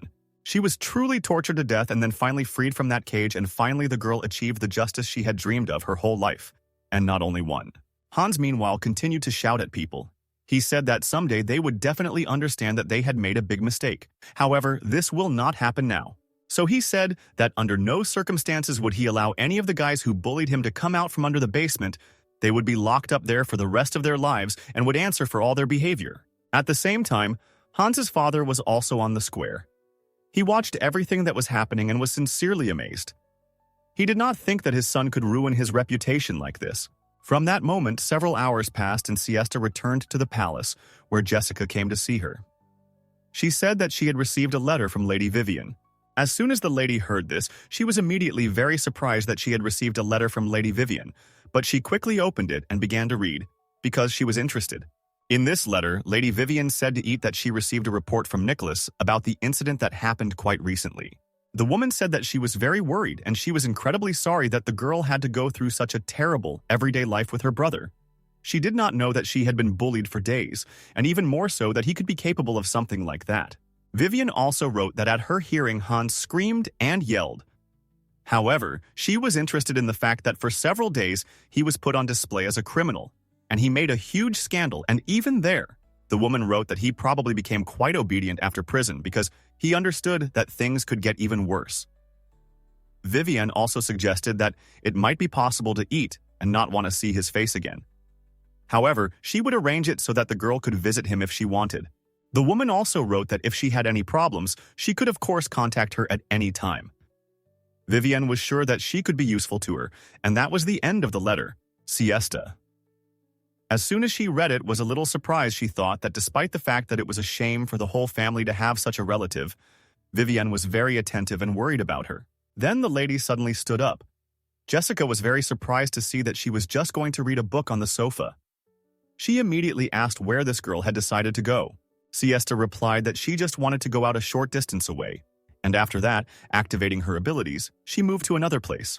In fact, she moved to the prison to her brother in order to see him. Hans, meanwhile, sat with his head down. But as soon as he saw something bright lit up next to him, he immediately paid attention to it. The man, seeing his sister, said that she had come after all. He was even glad as soon as he saw Siesta, because he thought that she could help him. The man stood up and said that he felt very lonely because no one had ever come to him during the entire time he had been in prison. After which he asked how everyone was doing there because he was interested in whether anyone was worried about him. But the girl said that she didn't know anything because her father had disappeared. But everything else was fine, so he didn't have to worry. After that, Hans asked if Ido had said anything about this, but the girl said that there was nothing special, so they hardly even communicated. The guy suddenly grabbed the bars with his hands. He said that Siesta was the only girl he had left. He thought that she would be on his side and help him. That's why he even reached out to his sister. He asked Siesta to cooperate for the sake of his beloved brother and help him in the end. But of course, the girl was not going to do anything like that. In fact, up until this moment, Siesta had a connection with her blood brother, and she took his hand many times, but she did not know that as a result, her role would simply be death in her brother's place. She blindly trusted her family, and Hans in particular.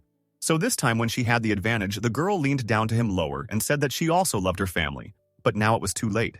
The man, hearing about this, was very surprised and asked what she meant. Well, Siesta told her brother that he was probably lonely, so she planned to find her father and eventually sit him next to him. The girl explained that this way he would definitely not be bored anymore. And until then, she also asked that Hans be a good boy and not make scandals. This would only be better for him. Hans, hearing this, immediately screamed. He asked her not to leave him, but the girl turned around and began to leave, telling her brother not to say unfounded things because he was definitely not worth saving. She thought that it was well-deserved that she ended up in that place. The man then asked how it was possible that he was not worth saving. Did that mean that he would never be able to get out of that place and would remain there forever? At that moment, he had a lot of thoughts in his head. He screamed loudly, fell to the ground, and banged his head on the floor. The man was really in despair and did not know what awaited him next. Siesta didn't even pay attention to it. She just decided to leave. She thought that he might only prolong this useless struggle for a while, but in the end, he would still be there. In fact, at that moment, Nicholas was nearby and watched what was happening. He was concerned that the girl had a different expression in her eyes than before, and he assumed that this was the reason she made such a decision.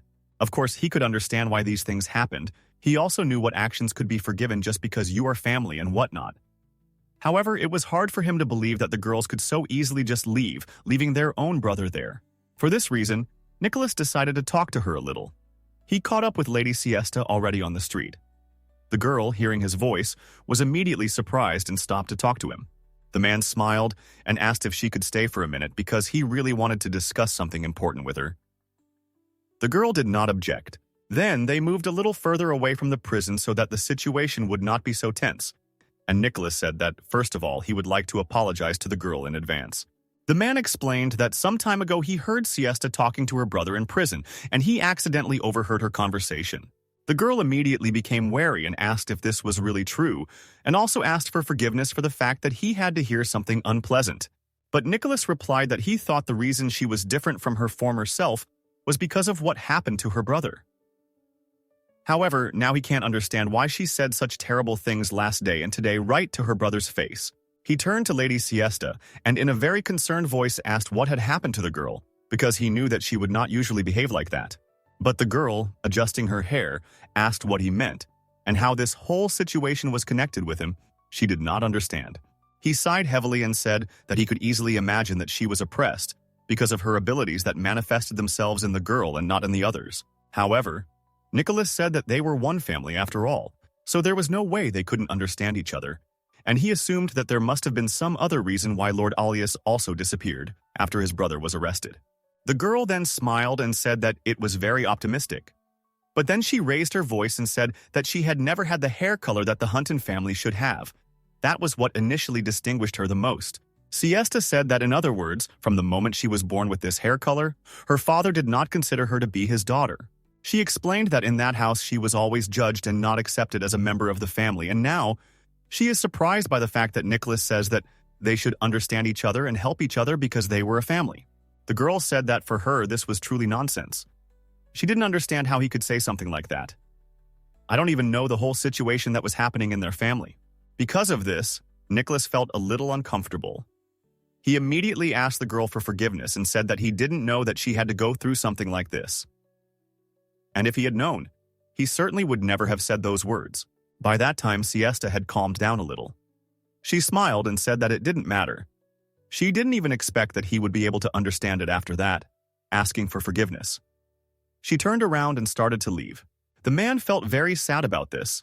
He realized that he had made a big mistake and thought about why he had done this at all, because in this way, he had simply ruined their already strained relationship. At the same time, Hans continued to sit in prison and he suddenly saw that another visitor had come to him. As soon as the guy raised his head and saw a familiar face, he immediately became happy. At first, of course, he thought that it was Siesta who had returned. However, he saw that it was not she at all. Ido had come to him. The man smiled happily and said that it was a pity that he was not the person the guy expected to see. However, he came to talk. Hans was very angry when he saw your old friend. After all, he thought that it was he who simply took him and set him up. But Ido said that he was pleased to see that the guy was doing well and that he was safe and sound, because after that road past people, he was afraid that something bad could happen. Of course, Hans, hearing that he thought everything was fine, got very angry and started yelling at him and asked who he thought was responsible for all this. As soon as Ido heard this, he made a surprised expression on his face and asked if the guy really wanted to say that he was to blame for Hans ending up in prison. The man said in a more cold-blooded voice that he had lost as a result of madly submitting to his frantic desire. And now, he was a great sinner who tried to harm a woman who was even acknowledged by Lady Vivian herself. Hans himself was to blame for all his problems, and he could not believe that the guy was actually trying to blame someone else. Ido also said with a smile on his face that now Siesta was one of the 3 great noble families, and if it were him who was in Hans's place, he might not be able to bear it, and would lose all hope of life. As soon as the guy heard Ido, he was immediately confused. He thought that this was really so. Even if he somehow managed to get out of prison, he would no longer be able to live the way he had before. Now everyone hated and despised him. His friend continued to mock him. He said that if Hans no longer wanted to live longer, then he should have used the gun that he had just wanted to give him in case he wanted to shorten his life. After his friend left the gun with Hans, he immediately left. The man was now even more desperate. He did not know what to do. Hans sat on the ground, and next to him lay a weapon. He thought that if he had shown the ability, then everything would have been fine. If he had done something differently, then he would not have ended up in prison. The man became so angry that he even hit the bars with his hand. He thought that if he had at least the ability of light, then everything would really be different, and he could avoid this terrible fate. At that moment, he was so desperate that he was about to take the gun. However, he suddenly saw some kind of glowing ball above his head. He didn't understand what it was and, of course, immediately became interested in it. The man decided to touch this strange substance. He thought that something like this definitely shouldn't be here, and accordingly, he thought that perhaps it would help him somehow survive. Then he touched this small glowing ball and thought that perhaps it would somehow react to him. And as soon as he did this, the ball suddenly split into 2 parts. Hans thought that this was very different from the abilities of Ercole or Hakurein. It was almost the same as the power of light. And as soon as Hans found out about this, he immediately laughed loudly. He thought that Siesta's power was not real. Now the man clearly knew this. He thought about the fact that the one who is worthy of being the head of the family is he. After all, he now possesses the real power of light that his family should have possessed. The man thought that he was now a real ruler. However, at that moment, to his greatest surprise, he felt a strong pain in his chest, after which he heard the sound of a shot. A lot of blood started pouring out of Hans. He fell to the ground, holding his chest to stop the bleeding. But it was all useless. He was on the verge of death. After that, the man suddenly heard someone's voice. On the other side of the bars, this voice said that it was very difficult to show the ability now and not all the time that he had after that. This man said that they did not need 2 heads of the family, one was enough for them. This unknown person said that Siesta is the head of Hanton, and this is the only way out that should have been there is no other option. Hans asked that the man who was aiming at him again stop. However, this did not happen, and soon the man shot him again, but this time in the head, so that the man would die completely. In fact, this mysterious killer turned out to be Lady Vivian. After she fired another shot, the girl said that she wished that he had not forced her to go to such additional troubles, but she had no choice. Meanwhile, Siesta had already returned to the estate. She was with her sister, heading to the living room, when suddenly Jessica began to bully her. She looked very agitated. The girl looked at her maid in surprise and immediately asked what happened. Then Jessica ran closer to her and shouted loudly that news had arrived that Hans had committed suicide. And the girls, as soon as they heard this, were shocked. Armel couldn't even bear this news. She fell to the ground and said that she couldn't believe it. She burst into tears. Her whole body was shaking. The girl said that he certainly had many bad qualities, but she believed that he also had a good side, and now she had lost her brother. Siesta, meanwhile, was also a little shocked by this news. She thought that the brother who used her so much as a substitute was now definitely dead. It was difficult for the girl to accept the fact that he really committed suicide, tormented by a sense of guilt. And she also thought that if this was really so, then it changed everything. But in order to finally make sure, Siesta decided to return to prison again. She saw a prisoner who was next to his brother's cell.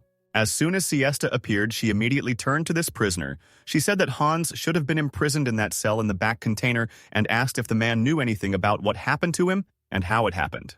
As soon as the prisoner heard Hans's name, he immediately asked if she really meant the guy who committed suicide with a gun in his cell. His eyes lit up as soon as he realized that he would have something to talk about. Siesta asked again, "Did he really shoot himself with a gun?" She didn't understand where he got it from in the cell back then. He explained that since he was a little ahead, he heard several shots from behind, after which the knight simply carried out the body. He also said that unlike them, only people with a certain status go back.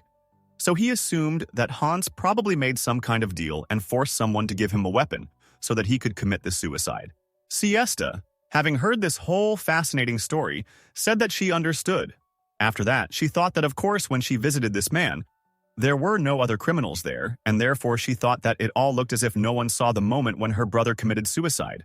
The girl, of course, considered this whole situation very strange. After all, no one could clearly confirm that it was he who shot himself. She decided to talk to one of the knights who was guarding this entire prison. After she finished the conversation, she went to the exit and thought about this entire situation. Siesta wondered if there should be a funeral for the body without the family's permission. After all, they said that the condition of the body was simply unbearable. It was really badly damaged. And besides, the girl thought that if this was done secretly and with the participation of only a limited class of people, then they would not be able to know the burial place. And besides, she was incredibly interested to know how her brother managed to get the weapon. Unfortunately, it remained a mystery, but she definitely wanted to solve it. Siesta thought that he just took it and disappeared in an instant. She felt as if someone had taken and snatched her prey. Because of this, the girl was very angry because she herself wanted to take revenge on him. She stood in front of the man's camera for a while, and then suddenly she heard footsteps approaching her. The girl immediately turned her head to the side to see who it was, and then she saw that Vivian began to approach the camera, and she was accompanied by Nicholas. The girl was all in black, and in her hands she had several white roses. Vivian, seeing C's, immediately turned to her. She said that it also happened suddenly for her, so she could not understand her feelings. But she came to present flowers to Hans, because she believed that no matter how bad a person he was, he still deserved respect and memory of him.